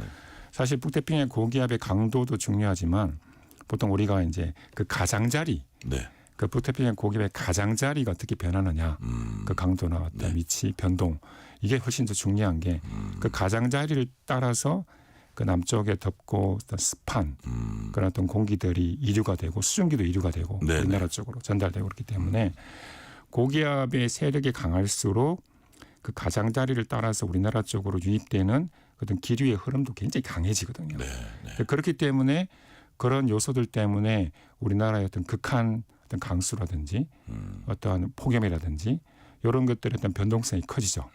그렇기 때문에 아마 예측 불가능 또 예측 가능성이 좀 낮아지는 네. 이런 어떤 관계가 있는 것 같아요. 2023년 예를 제가 관련해서 한번 들어볼게요. 중부지방에 자리한 고기압 세력이 워낙 강해서 정체 전선이 제주와 남부지방 부근에서 북상하지 못했고요. 그러면서 중부는 폭염, 남부와 제주는 폭우가 내렸다고 합니다.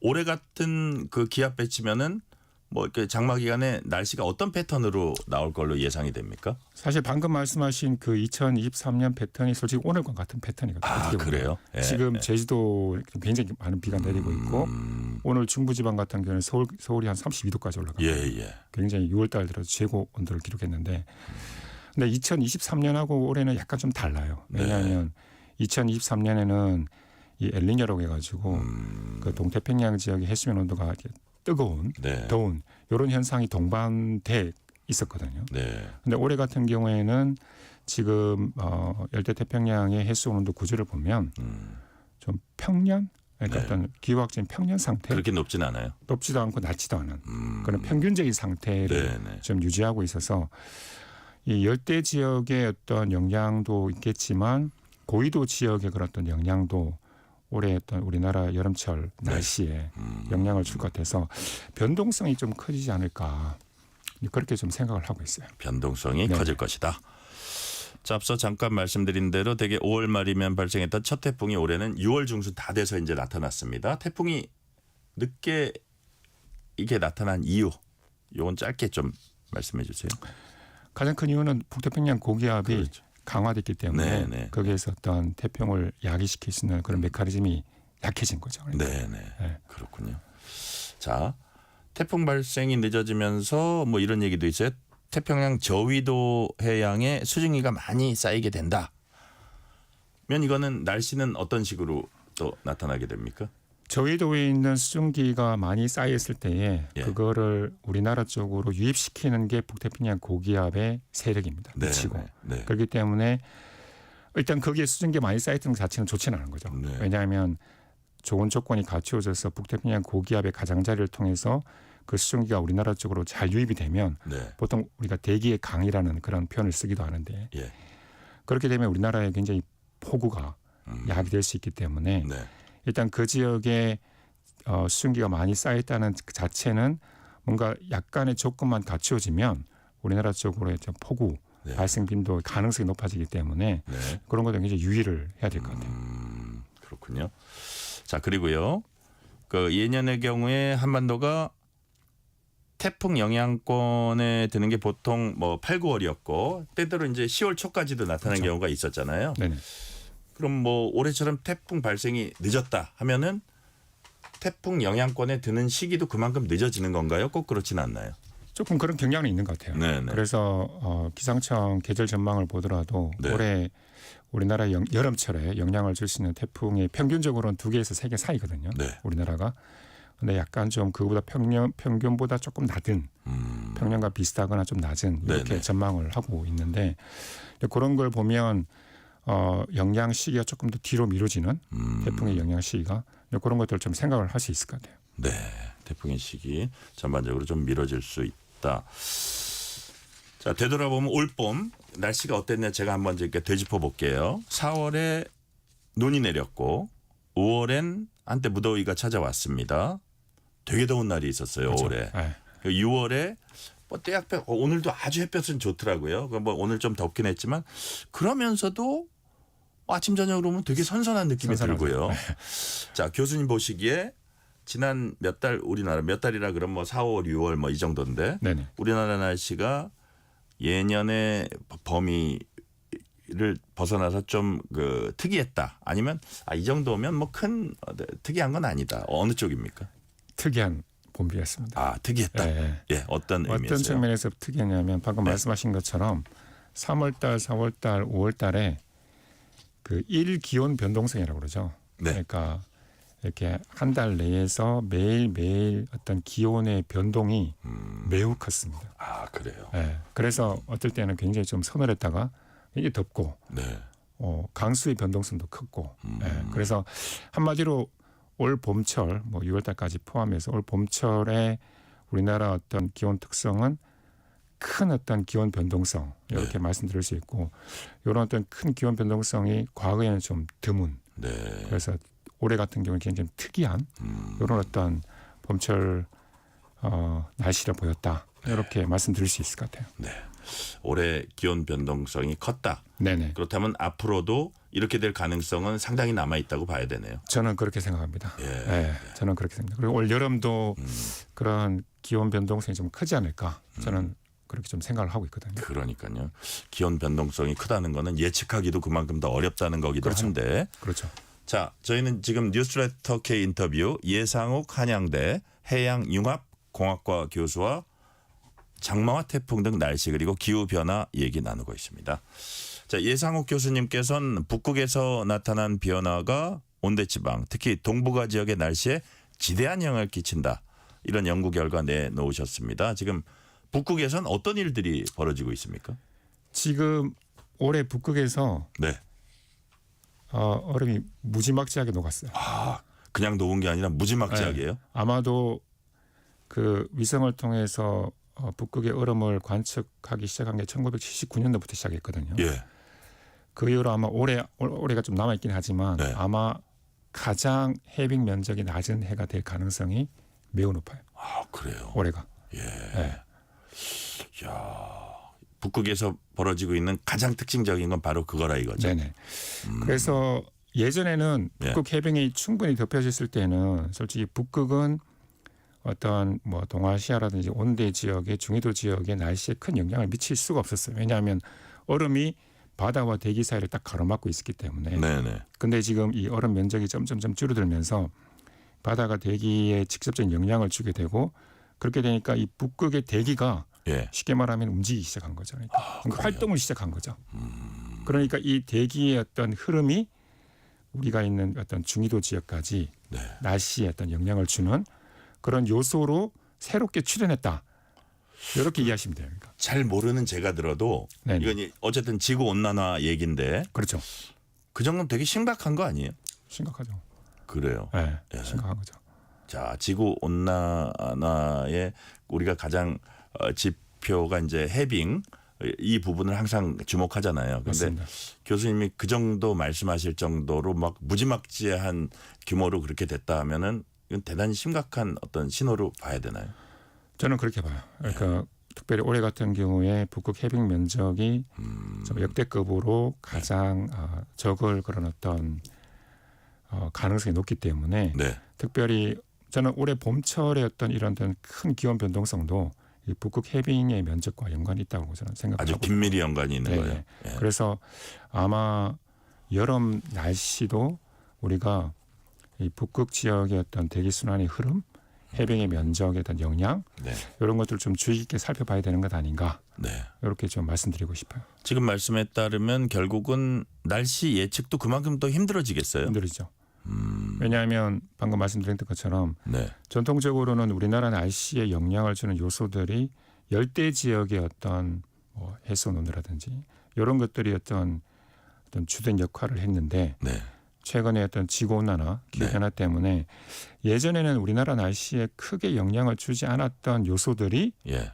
본격적으로 지금 영향을 주는 그런 시대로 접어들었다. 예. 저는 이렇게 지금 보고 있거든요. 예. 그게 하나가 북극의 해빙 또는 저 먼 지역의 어떤 북대서양의 해수면 온도 이런 어떤 예전엔 전혀 생각하지 않았는데 네. 이런 것들이 영향을 주니까 날씨의 예측이라든지 어떤 기후 전망 이런 것들이 점점 더 어려워질 거 아닌가 이렇게 좀 말씀드릴 수 있을 것 같아요. 예상하지 못한 뭐 온도, 예상하지 못한 뭐 강수량 뭐 이런 것들 뭐 이제 다 포함되는 것 같은데 그렇다면 지금 연관해서 심하게 덥거나 심하게 춥거나 막 집중호우도 뭐 집중호우라는 표현으로 안 되는 뭐 극한호우라 그러나요? 이런 네네. 극한적인 날씨도 더 잦아질 수밖에 없다 이렇게 예측을 하시나요? 솔직히 작년에 저희들이 그걸 경험했죠. 예. 작년 여름에. 예. 작년 여름에 어떤 일이 있었냐면 시간당 100mm, 한 시간에 100mm 이상의 비가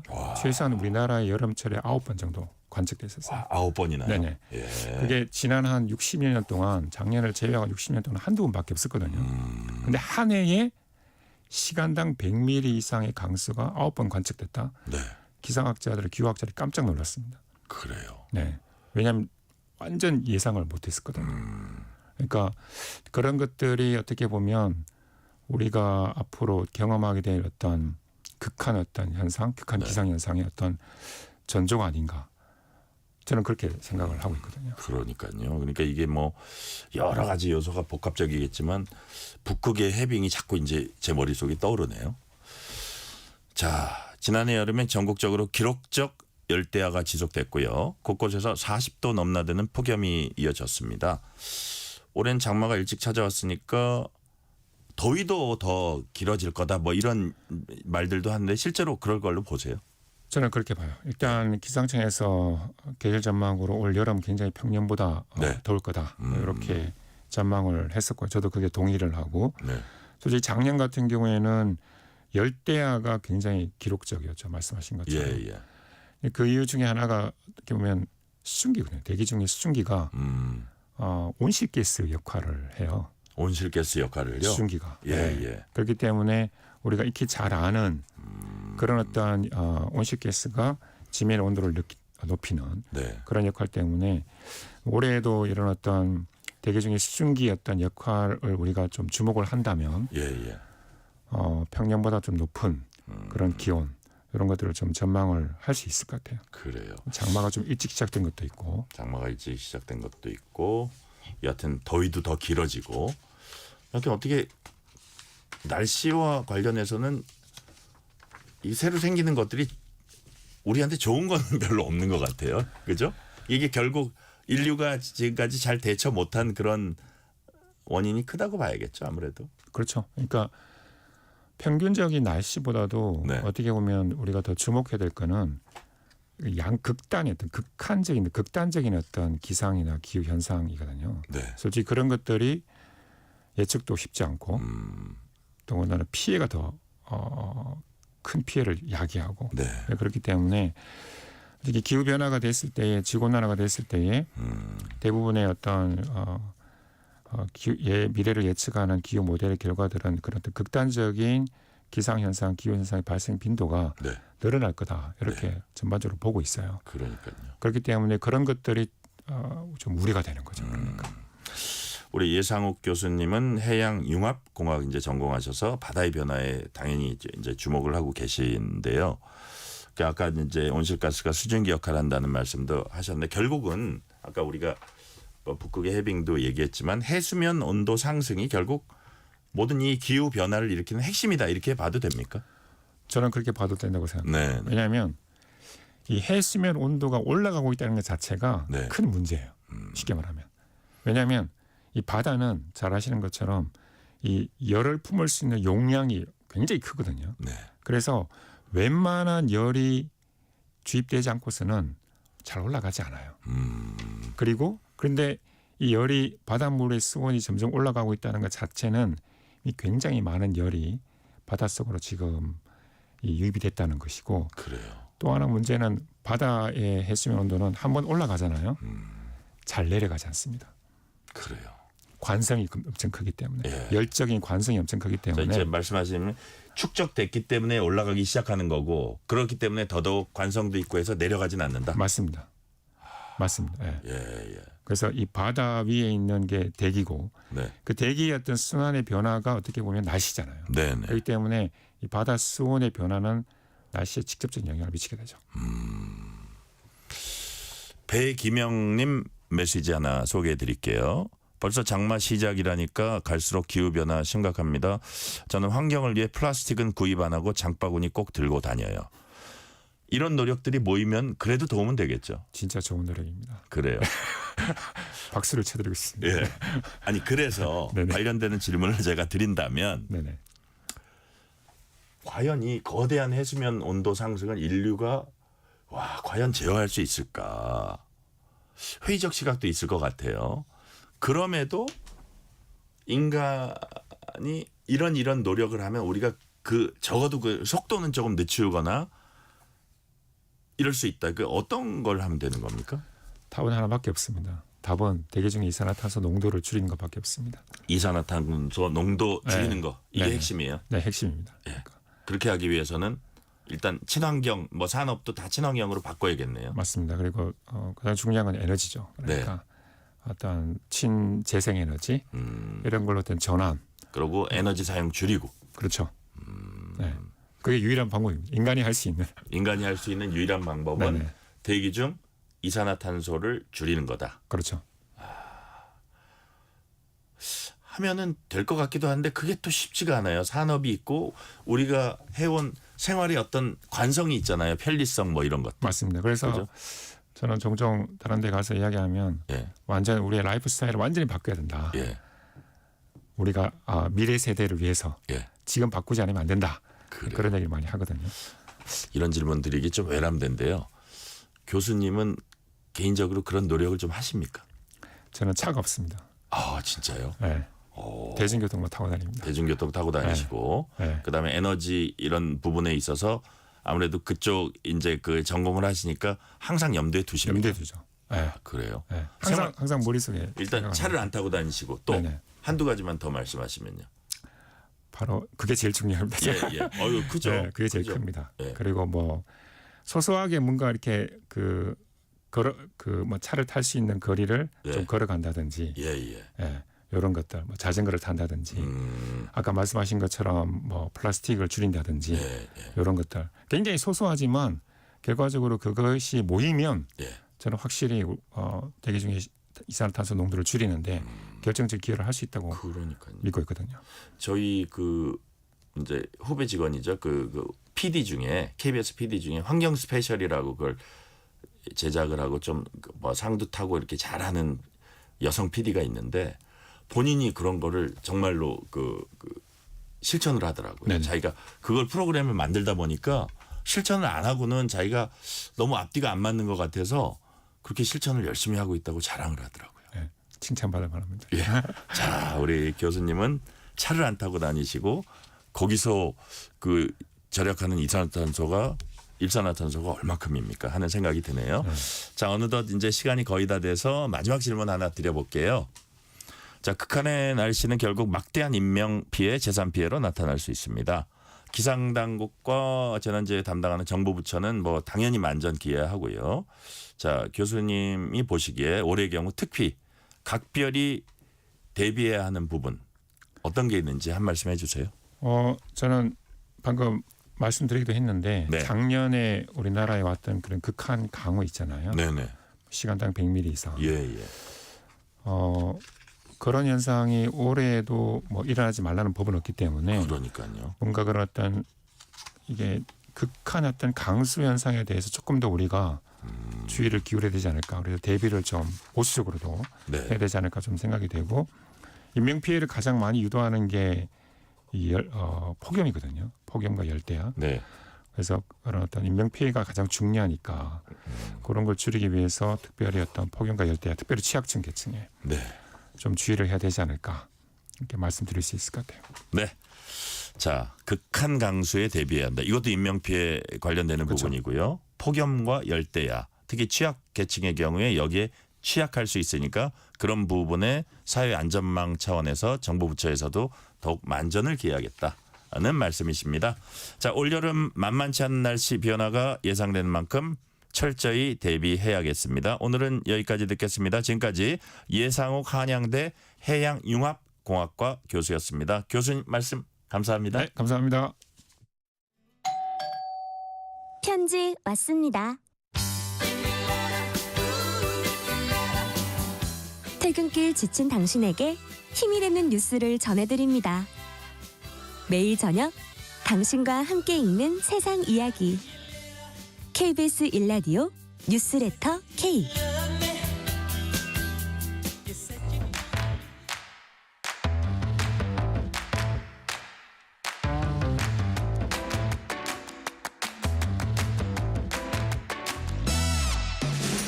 오늘 가장 뜨거운 뉴스, 화제 소식 쏙쏙 골라서 전해드립니다. 뉴스레터 브리핑 연합인포맥스 윤슬기 기자 나오셨습니다. 윤슬기 기자님 어서 오세요. 네, 안녕하세요. 자, 우리 군이 대북 확성기 방송을 중지했더니 북한도 대남 소음 방송 중단했다고 합니다. 이와 관련해서 합참이 무슨 발표를 했죠? 네, 오늘 합동참모본부는요. 북한의 대남 소음 방송이 청취된 지역은 없다라고 공식 발표했습니다. 네. 북한의 소음 방송은 지역별로 내용과 운영 시간이 달랐고 서부 전선에서는 어젯밤을 마지막으로 청취됐다라고 밝힌 건데요. 이재명 대통령이 어제 오후 2시를 기해 우리 측 대북 확성기 방송 중단을 지시했잖아요. 네. 이에 따라 지난해 7월부터 전면 가동됐던 모든 전선의 확성기 방송이 멈췄습니다. 결과적으로 남북 간 상호 확성기 방송이 모두 중단된 상황이라 양측 향후의 태도 변화에도 주목이 되고 있습니다. 네. 그렇다면 접경 지역 주민들 어떤 반응을 지금 보이고 있습니까? 네, 북한의 대남 확성기 방송이 중단되면서 접경 지역 주민들은 오랜만에 좀 평온한 밤을 보냈다라고 전했습니다. 경기 파주시 비무장지대 내 대성동 마을 주민들은 그동안 괴롭히던 소음이 어젯밤부터 사라졌다라고 전하기도 했고요. 뭐 어제 오후 1시까지는 쩌렁쩌렁한 방송이 들렸지만 뭐 저녁부터는 북 장구 소리 같은 기괴한 소음이 사라졌다. 뭐 정말 간만에 편안하게 잠을 잤다라고 말을 하기도 했습니다. 그동안 파주와 연천 접경지에서는 쇠 긁는 소리나 귀신 소리 등 불쾌한 소음이 좀 밤낮 없이 울려 퍼져서 주민들의 일상이 좀 크게 방해받아 왔었는데 이번 소음 중단이 일시적인 현상에 그치지 않고 장기적인 완화로 이어질 수 있을지 주목되는 상황입니다. 네.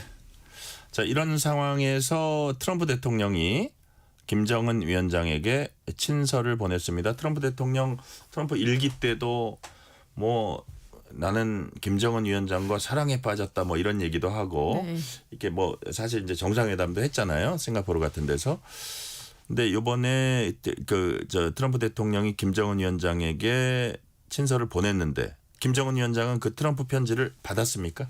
아니요, 결과적으로는 받지 못했습니다. 그래요? 미국의 북한 한 전문 매체인 받지 않은 거겠죠, 그죠? 네, 그렇죠. 예, 트럼프 대통령이 김정은 북한 국무위원장에게 보내려던 친서를 북한 외교관들이 수령을 거부했다라고 보도한 건데요. 네. 트럼프 대통령은 과거 북미 정상회담 당시 대화를 재개하기 위해 친서를 작성하고 뉴욕에 있는 주 유엔 북한 대표부, 즉 뉴욕 채널을 통해 전달을 하려고 했습니다. 네네. 하지만 북한 외교관들이 이를 끝내 받지 않았다는 것이 고위급 소식통의 전언입니다. 미 정부 관계자들 사이에서도 트럼프 측의 직접적인 접촉이 있었는지는 확인되지 않았지만 네. 현재 북한이 미국 측 접촉의 시도에 무반응으로 일관해온 점을 감안하면 수령 거부도 충분히 예상 가능한 시나리오였다라고 밝히고 있습니다. 그렇다면 북한이 트럼프 대통령의 친서를 거부한 배경은 과연 무엇일지 어떻게 전문가들은 이거 어떻게 분석하고 있습니까? 네, 전문가들은 좀 복합적인 배경을 지적하고 있는데요. 네. 일단 국민대 안드레이 랑코프 교수는 김정은 위원장이 2018년부터 2019년 당시보다 트럼프를 덜 필요로 한다라고 말하기도 했습니다. 그러니까 현재는 협상 테이블에 나서야 할 절박성이 낮다라는 건데요. 네. 특히 북한 입장에서는 트럼프가 2019년 하노이 회담 당시 제안을 거절한 전례가 있어서 이번 대화 시도도 그다지 매력적이지 않을 수 있다라는 설명입니다. 또 하나의 요인은 신뢰 문제인데요. 세종연구소 피터 워드 연구원은 트럼프 행정부 당시 백악관이 김 위원장과 주고받은 서신 내용을 일부 공개한 것이 네. 북한에 부담으로 작용할 수 있다라고 분석했습니다. 북한은 대외적인 체면을 좀 중시하고 네. 문서 흔적을 남기는 것 자체를 좀 경계할 수 있는데 이게 좀 부담으로 작용했다라는 거고요. 또 류현우 전 북한 대사 대리는 김 위원장이 트럼프가 자신에게 무엇을 줄 수 있는지 확실히 알기 전에는 움직이지 않을 것이다라며 러시아와의 전략적인 관계가 깊어진 현 시점에서 급하게 미국과 손을 잡아야 할 이유가 없다라고 설명했습니다. 그러니까 결국 종합하면 북한은 친서 거절을 통해 대화 주도권을 유지하려는 의도와 함께 외교적 신중 전략을 동시에 구사하고 있다라는 것으로 보고 있습니다. 쉽게 말하면 줄다리기. 그렇죠. 씨름으로 치면 사파 싸움. 네. 뭐 이런 거를 하는 모습이 보여진다. 이제 그런 말씀이시고요. 네. 자, 이와 관련해 백악관이 입장을 밝혔습니다. 백악관 캐롤라인 레빗 대변인이죠. 여성 대변인. 그 레빗 대변인이 뭐라고 지금 했습니까? 네.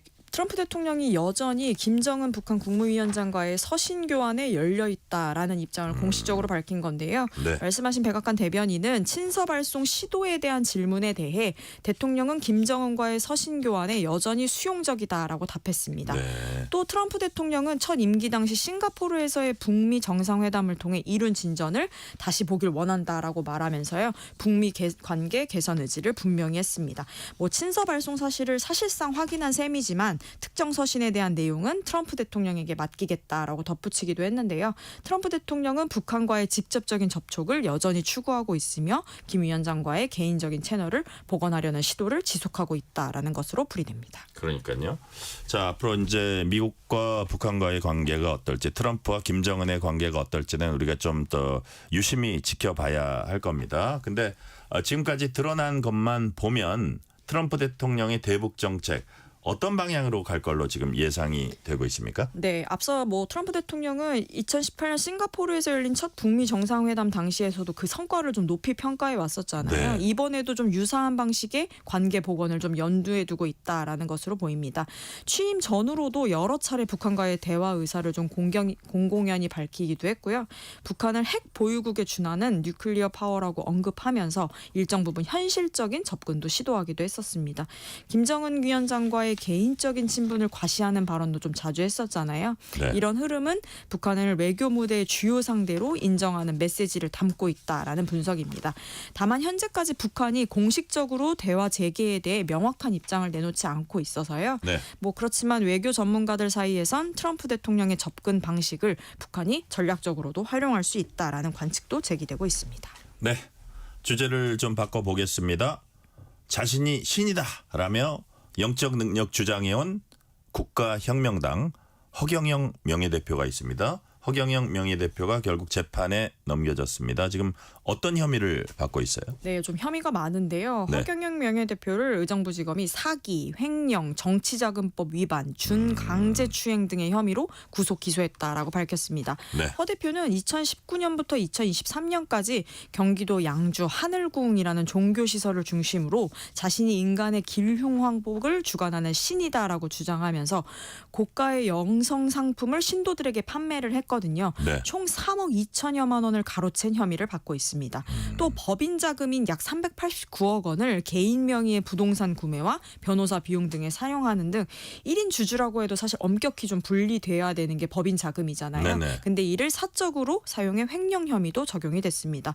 또 뿐만 아니라요. 알고 계시겠지만 2020년 총선, 2021년 서울시장 보궐선거 등에서도 약 80억 원의 법인 자금을 정치 자금으로 사용해 정치자금법 위반도 한 것으로 드러났고요. 여기에 에너지 치료라며 신체 접촉을 정당화한 한국 신도 10명을 상대로 총 49차례의 준강제추행과 한 차례의 준유사강간을 저질렀다는 판단도 나왔습니다. 웬 돈이 이렇게 많은가 싶은 생각도 드는데 이제 재판에 넘겨졌습니다. 그런데 검찰은 이른바 여죄에 대해서 수사를 계속한다고 해요. 네, 맞습니다. 검찰은 일단 범죄 수익 약 389억 원에 대해 추징 보전 조치를 했고요. 네. 추가 여죄에 대해서도 계속 수사 중이다라고 밝혔습니다. 기존에 반복적으로 정치 무대에 좀 등장하면서 대중적인 주목을 받아온 인물이잖아요. 네. 그래서 이번 사건은 단순한 사기나 종교 사범을 넘어서 사회적인 좀 파장이 클 것으로 보입니다. 검찰은 이를 통해 재판 과정에서 고의성과 반복성, 조직적 구조를 부각해 중형을 이끌어내겠다라는 방침입니다. 네. 외국인의 국내 채권 투자 규모가 또다시 기록을 갈아치웠습니다. 지금 외국인의 국내 채권 보유 잔고가 얼마나 돼요? 네, 5월 말 기준으로요. 외국인의 국내 채권 보유 잔고는 300조 5천억 원입니다.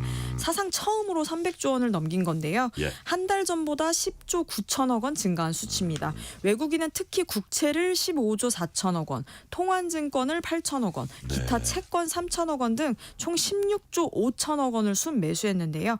다만 순매수 규모는 지난달보다 2조 원 가량 줄어든 것으로 나타났습니다. 네. 자, 외국인과 개인의 순매수 이어지고 있지만 전체 채권 거래량과 발행 규모는 줄어든 걸로 나타났습니다. 이런 흐름이 앞으로 채권 시장에 어떤 영향을 미칠까요? 네, 외국인과 개인 투자자의 꾸준한 순매수는 채권 시장에게 좀 안정적인 수요 기반이 존재한다는 점에서 긍정적인 신호로 해석이 됩니다. 네. 특히 외국인의 국채 순매수는 여전히 작년 대비 높은 수준을 유지하고 있어서 국내 금리나 환율 여건이 여전히 투자 매력도를 갖추고 있다라고 있음을 시사하고 있는 건데요. 네. 다만 이제 동시에 전체 채권 거래량과 발행 규모가 줄어들고 있다는 점은 좀 주의할 필요가 있습니다. 발행 주체인 기업이나 정부가 당분간 자금 조달을 좀 보수적으로 접근하고 있다는 의미거든요. 그래서 시장의 유동성 측면에도 좀 영향을 줄 수 있습니다. 발행이 줄면 유통 물량도 줄어들기 때문에 거래 활력이 다소 좀 위축될 수 있기 때문입니다. 당분간 채권 시장은 수요는 유지되더라도 공급과 거래 측면에서 다소 위축된 흐름이 이뤄질 수 있고 금리 변동성이 좀 확대될 경우 투자 심리에도 영향을 줄 수 있는 상황입니다. 네, 투자 심리에도 영향을 줄 수 있다. 자, 마지막 주제입니다. 이재명 대통령 아들의 결혼식을 겨냥해서 SNS에 협박성 글을 올린 게시자가 경찰에 붙잡혔습니다. 어떤 분입니까? 이 사람은 어떤 사람이에요? 네, 이 대통령의 아들 결혼식을 겨냥한 협박성 게시글을 작성한 A 씨는 이 아들 동호 씨의 결혼식 장소로 알려진 곳의 지도 사진과 예식 일시를 거론하면서 진입 차량 번호를 딸 수 있겠다라는 글을 본인의 SNS에 게시했습니다. 네. 또 일거의 척결이라는 표현을 사용해 사실상 테러나 위해 가능성을 암시하는 듯한 내용도 적혔는데요. 경찰은 공중 협박 혐의를 적용했고요. 이는 불특정 다수를 대상으로 한 협박 행위에 대해 최대 5년 이하의 징역에 처할 수 있는 최근 신설된 형법 조항입니다. 그렇군요. 자, 해당 게시자는 실제 범행을 할 의도는 없었다 이렇게 주장한 걸로 전해졌습니다. 이런 경우에 처벌은 어떻게 됩니까? 네, 처벌이 가능한데요. 네. 경찰은 A 씨가 실행 의사는 없었다라고 진술했더라도 공중 협박죄는 실제 실행 여부와 무관하게 다수에게 불안을 유발할 수 있는 협박 자체로 처벌이 가능합니다. 그래요. 그래서 형법상 해당 조항은 협박의 공연성과 다수에 대한 위험 여부를 중심으로 판단되기 때문에 실행성 의도가 없더라도 협박적 표현이 확인되면 범죄로 간주되기 때문입니다. 그렇군요. 오늘 말씀은 여기까지 듣겠습니다. 뉴스레터 브리핑 지금까지 연합인포맥스 윤슬기 기자였습니다. 윤슬기 기자님 말씀 감사합니다. 고맙습니다.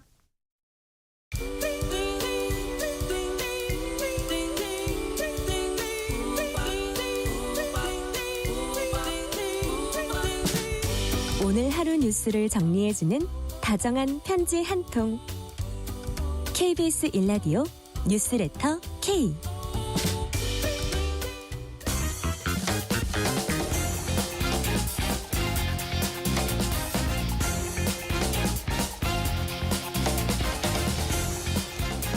한 주의 스포츠 소식 전해드립니다. 스포츠는 완수. 이번 주 스포츠 뉴스 KBS 김환수 기자와 완수해보겠습니다. 김환수 기자 어서 오세요. 네, 안녕하세요. 홍명보 감독이 이끄는 한국 축구 대표팀 3차 예선 마지막 경기에서 쿠웨이트를 4대 0으로 완파했습니다. 11회 연속 북중미 월드컵 본선 진출 이제 확정 지었는데 자 16년 만에 3차 예선에서 단 한 번도 지지 않았다. 이것도 또 주목할 부분이죠. 그렇죠. 왜냐하면 사실은 뭐 보통 우리가 한 번 덜미를 잡혔다 그러니까요. 이런 건데 이번 같은 경우에는 우려에도 불구하고 처음에 뭐 팔레스타인과 비길 때만 해도 되겠어 이런 우려에도 불구하고 한 번도 지지 않았고요. 또 모처럼 시원한 골세례를 펼치면서 물론 이제 쿠웨이트가 비조 최하위이고 이미 탈락이 확정돼서 그런지 모르지만 네. 그 팀에게 4대 0으로 뭐 완벽하게 승리를 거뒀습니다.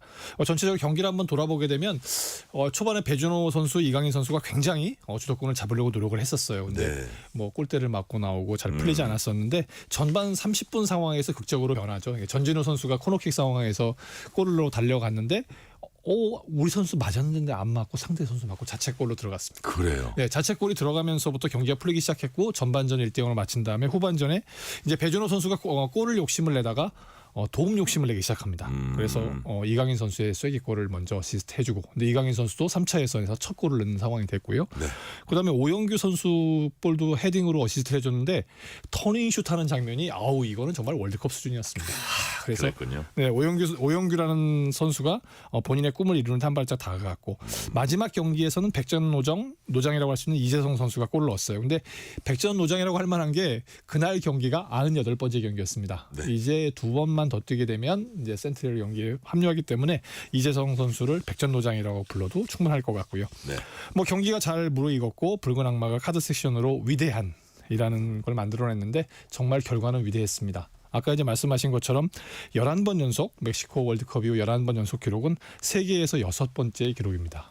예, 브라질, 독일, 아르헨티나, 이탈리아, 스페인 다 월드컵 우승해보고 진짜 뭐 축구에서는 좀 이렇게 헛기침 좀 내는 진짜 최강의 나라들이죠. 네, 네. 그 나라 바로 뒤에 한국이 붙어 있습니다. 그리고 이제 1954년 그 스위스 대회까지 포함하게 되면 12번이거든요. 네. 12번 대회에 진출한 것도 세계 14위권입니다. 현재 아직 뭐 다 진출한 건 브라질밖에 없다면서요. 그렇죠. 그런 상황에서 이런 기록을 대단한데. 내다 보니까 예. 그래서 이런 걸 보다 보면 이제 지난 2002년에 월드컵을 취재할 적에 예. 그 이제 피파 관계자들이 한국이 드디어 우리 저희가 이제 그 16강을 통과하면서 한국이 드디어 지도에 나타났다 이러면서 존재감을 나타냈었는데 예. 이번 경기를 하러 온 쿠웨이트 감독도 이 정도면 한국은 세계 7번째 정도 되는 나라다. 네. 그리고 이제 확정 짓자마자 이미 뭐 피파 회장은 한국은 정말 대단한 기록을 가진 나라다 이렇게 인정을 받았거든요. 그래서 전체적으로 이제 뭐 경기력이나 이런 거에 있어서는 팬들이 좀 아쉬워하는 부분이 있는데 네. 기록면에서는 이제 아시아의 맹주를 넘어서 세계 수준으로 도약하는 그런 존재감을 가진 축구 대표팀이 됐다. 이렇게 인정해 주셔야 될 것 같습니다. 네. 근데 쿠웨이트전에선 새로운 얼굴들이 대거 선발 출전했습니다. 자, 어떤 새 얼굴이 그라운드 누볐어요? 승자의 여유라고 할까요? 홍명보 감독이 무려 7명의 선수를 바꿨습니다. 선발 7명을 바꾸는 건 사실 뭐 쿠웨이트가 잘못 이해하게 되면 이거 너무 무시하는 거 아니야 이런 거였는데 사실 이미 확정이 된 상황에서 보시면 뭐 전진우 선수가 이번에 와서 첫 경기 어시스트하고 이번에도 뭐 그 첫 골을 이끌어냈잖아요. 네네. 그 선수가 A매치 첫 선발 출전을 했고요. 성인 대표팀에서 정말 이렇게 배준호가 이렇게 잘한 선수였어? 할 정도로 인정받은 이번에 배준호 선수도 선발 출전을 처음 했고 이한범, 김주성 그리고 골키퍼 이창건 선수도 처음이었고요. 네. 미드필더 원두재 선수 그다음에 최전방에 이번에 골을 넣은 오영규 선수도 선발 출전은 처음이었습니다. 이런 선수가 있다 보니까 어떤 일이 벌어졌냐면 그 대기석이 잡히잖아요. 선수 대기석에 누가 앉아 있어요? 손흥민, 이재성, 뭐 황희찬 이런 선수들이 앉아 있는 정말 낯선 풍경인데. 낯선 풍경이죠. 네네. 그래서 이렇게 여유 있어도 되나 하는 상황이 됐었는데 전체적으로 홍명보 감독 그래서 그 선발 라인업의 평균 나이를 찾아보면 아마 역대 가장 낮지 않았나 싶어요. 그래요? 25세 정도밖에 되지 않기 때문에 이런 내용을 보면 홍명보 감독이 아무래도 그 본선 진출에 대해서 좀 신경을 쓰는 것 같은 느낌이고요. 왜냐하면 본인도 이미 뭐 지금부터 월드컵 체제라고 선언을 했고 그렇죠. 지난 2014년 월드컵 실패했을 때 상황을 곱씹는 것 같아요. 카드를 계속 반복해서 쓰고 당신이 쓰는 카드만 썼었다 이런 것들 때문에 끝나고 나서 이런 말을 합니다. 내년 6월에 어떤 선수가 좋은 경기력을 유지하느냐가 핵심이다. 그러니까 그 당시 내년 6월을 봐서 그 당시 경기력이 가장 좋은 선수를 가지고 북중미 월드컵을 치르겠다. 2번 실패하지 않겠다는 각오거든요. 뭐 아무튼 전체적으로 보게 되면 우리가 뭐 손흥민 뭐 마지막 월드컵일 수 있지만 아직 건재하고 있고요. 그다음에 K리그에서 이번에 부상한 선수들 그리고 뭐 유럽뿐만 아니라 중동 리그를 뛰는 선수들이 조금씩 성장하고 있기 때문에 괜찮은 카드를 갖고 월드컵을 가지 않을까 싶습니다. 네. 자, 이강인 선수 3차 예선 첫 골 기록하고 경기 MVP에 선정됐습니다. 모처럼 팬들에게 한마디 당부했습니다. 뭐라고 했습니까? 너무 미워하지 말아라 한마디로 하는 그런 내용인데요.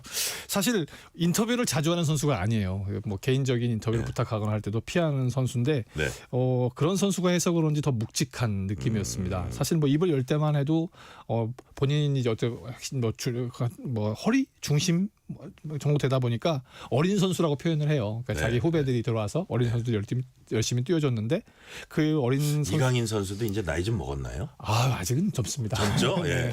하지만 이제 그 후배들이 있으니까 후배들은 또 더 어린 선수니까. 그래서 하고 그 선수들에게 힘을 주고 도움을 주려는 선배들이 있어서 팀이 잘 만들어갔다. 그러면서 전체적으로 원팀을 강조하면서 이제 이런 얘기를 해요.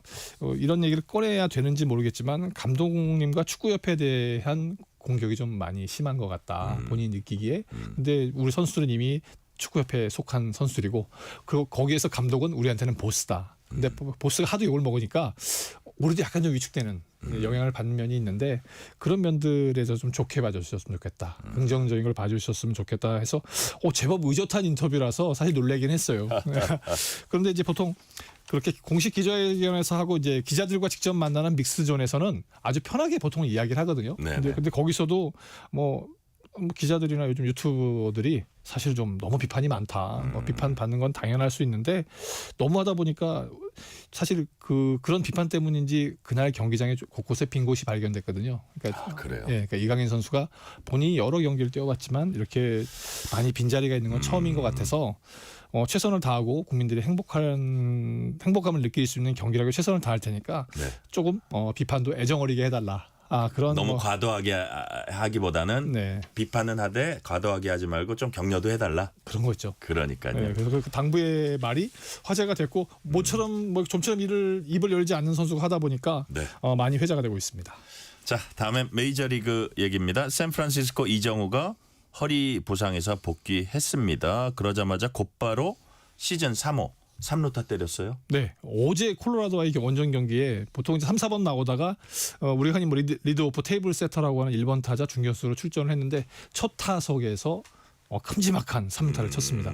사실 저한 투수의 공을 받아쳐서 그만큼 가야 되나 그런데 뭐 역시 그 쿠어스필드가 투수들의 무덤이라고 할 만큼 타자들에게 좀 유리했었던 것 같아요. 근데 공식 기록을 보면 중견수 키를 넘겨서 415피트입니다. 그러니까 126.5m거든요. 그러면 사실 우리나라의 웬간한 경기장 또 메이저리그의 웬간한 경기장이면 홈런성 타구입니다. 사실은 홈런이 안 되고 뭐 아쉽기는 했는데 전체적으로 감을 좀 살렸고 또 뭐 득점도 2개나 올려서 그날 뭐 6대5 승리를 이끌면서 6연승을 이끌었고요. 네. 오늘도 사실은 그래서 뭐 어제 3루타 쳤으니까 오늘도 감이 좋았을 것 같아 생각했었는데 역시 두 번째 타석에서 이번에는 그 우측 선상을 정말 쭉 타고 가는 3루타를 쳤습니다. 보통 3루타라고 하는 게 2루에서부터 시작해서 마지막 3루에 갈 때는 슬라이딩 하는 게 보통이거든요. 예. 뭐 여유 있게 스탠드에 들어가서 앉아 서 있다 보니까 타격감 괜찮네 그런 상황이었고 뭐 첫 타석 볼넷을 얻었을 때 또 그에서 결국은 10대 7 승리를 이끌면서 팀의 7연승을 이끌었어요. 그런데 전체적으로 타격감은 좋고 물론 이제 뭐 우리가 처음 시작했을 때만큼 뭐 3할 때 타율은 아니지만 2할 7분 대 타율을 유지하면서 전체로 감이 좋은 것 같습니다. 네. 자, LA 다저스 김혜성 선수 동해 번쩍 서해 번쩍 특급 조커 역할 하고 있다고 해요? 네, 그 사실 뭐 수비에서 보면 이루수에 있다가 저 중견수에 가 있다가 또 공격에서는 선발도 나오고 대타도 나오고 그리고 이제 루상에 진출하게 되면 어김없이 도루를 해서 좋은 공격 기회를 만들어 주는데요. 그래서 뭐 미스터 유틸리티라고 불린다고 저번에 전해드렸었는데 오늘도 9번 이루수 포지션으로 샌디에고전에 출전을 했는데 첫 타석이 좀 안 좋았어요. 왜냐하면 첫 타석에 왼손 타석인데 정말 강한 몸에 맞는 그러니까 중계를 보는 순간에 퍽 소리가 나는 순간에 이거 굉장히 다쳤겠는데 하는 상황이 발생을 했습니다. 근데 잘 버텨냈고 잘 하고 있었는데 물론 이제 그 안타는 뽑아내지 못했지만 6회 상황에서 수비를 하는 상황에서 3루수가 던져준 공을 더블 플레이를 해야 되는데 보통 같았으면 보통 김혜성 골든글러브를 받은 김혜성 선수 같으면 가볍게 잡아서 이렇게 오버스로우 던졌을 것 같은데 아팠던 것 같아요. 그 부상을 뭐 본인이 직감했는지 언더로 던지기 시작합니다. 그러다 보니까 이게 공이 빠져서 더가웃으로 들어가는 김혜성 선수 같지 않은 실수를 했는데 경기 후에 로버트 감독이 인터뷰를 했는데 김혜성의 실수는 투구에 맞아서 오른쪽 팔꿈치에 통증을 느껴서 그렇다. 그래서 교체까지 하게 됐는데 그러니까 이제 기자들이 그러면 부상 정도는 심각한 거냐. 근데 타박상 정도고 하루 정도 쉬면 나을 것 같으니까 충전 가능성이 있다. 근데 뭐 감독이 이렇게 방언해줬지만 본인에게는 뼈 아픈 실수잖아요. 그러니까요. 네, 근데 로버츠 감독 뭐 사실 그 앞 경기에서 뭐 샌디에고하고 이제 6회 9대0으로 질 적에 아주 화끈한 감독입니다. 그냥 그 투수 대신 야수를 마운드에 올려서 포기할 경기는 포기하고 챙길 건 챙기는 감독이거든요. 확실한 스타일의 감독이 이 선수 다쳐서 그래. 그리고 곧 회복될 거야. 다음에 출전시킬 거야 하는 걸 봐서는 김혜성 선수가 곧 다시 그라운드에 편하게 돌아오지 않을까 싶습니다. 네, 이번 주말에 이정후, 김혜성 두 선수가 맞대결 벌이게 됩니다. 경기는 어디에서 열리고 또 중계는 어디서 합니까? 네, 사실 우리 시간으로 토요일부터 월요일까지 LA 다저스 구장에서 3연전을 예정돼 있습니다. 그러니까 우리 이 두 선수 간의 맞대결이 처음인데 일요일에 2차전을 KBS ETV에서 11시부터 중계할 예정입니다. 사실 뭐 지난 도쿄 개막전 중계를 해드린 이후에 왜 이렇게 중계에서 가지 않느냐 이런 또 항의도 받았고 한 번 더 했으면 좋겠다라는 그런 요청도 받았는데 사실 그동안 방송권 문제를 해결하기가 좀 힘들었어요. 근데 흔쾌히 방송권자하고 해결을 했고 또 어떻게 하다 보면 아까 이제 말씀드렸지만 1번 타자 중견수인 이정우 선수 또 9번 중견수인 만약에 김혜성 선수가 출전을 하게 된다면 한국 선수가 중견수 자리를 놓고 맞대결을 펼치는 그런 진풍경이 펼쳐질 수도 있고요. 근데 뭐 이 경기가 왜 중요하냐 그러면 사실 내년에 WBC가 있습니다.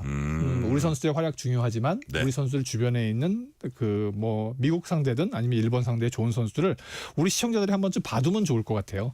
그리고 이런 경기를 시청자들만 보고 느끼는 것이 아니라 우리 뭐 한화의 문동주 선수나 정우주 선수, 키움의 정현우 같은 그런 선수는 메이저리그 꿈꾸고 있잖아요. 그 선수들이 대체 메이저리그는 어느 정도야? 그리고 우리 선배들이 가서 어느 정도 하고 있어? 나도 이 정도 할 수 있나? 그런 걸 가늠해 볼 수 있는 상황이고요. 그래서 이번에는 그 중계팀하고 얘기를 해보니까 해설위원이 좀 그렇습니다. 추신수 선수가 추신수 선수라고 하면 안 되는군요. 지금 추신수 SSG의 그 해설위원. 육성위원으로 돼 있는데요. 추신수, 박용택 또 메이저리그 전문가인 이희영 해설위원이 합류하기 때문에 전체적으로 잘 될 것 같은데 추신수 지금 해설위원이 사실 그 SSG를 변신시키기 위해서 메이저리그하고 접목하는 역할을 굉장히 많이 하고 있습니다. 그래서 명예전당에 들어간 벨트레를 데려다가 지금 뭐 야구 선수들과 이런 교감할 수 있는 기회 이런 것들을 만들어주고 있거든요. 전체적으로 그 메이저리그를 지향하는 또 우리 한국 야구가 한 단계 성장하기 위해서는 또 메이저리그 진출해야 될 것 해야 되잖아요. 네네. 그런 선수들을 위한 뭐 이렇게 뭐랄까 협조 차원이라고 할까요? 아니면 분위기 조성 차원에서 이번 중계하는 건데 뭐 일요일 아침에 일어나셔서 11시에 편안한 마음으로 한번 네. 봐주시고 또 우리 이정우 선수나 김혜성 선수가 잘 하기를 이렇게 기원해 주시면 이 선수들이 어차피 내년에 WBC 뛰어야 되거든요. 네. 힘찬 응원이 필요할 것 같습니다. 예.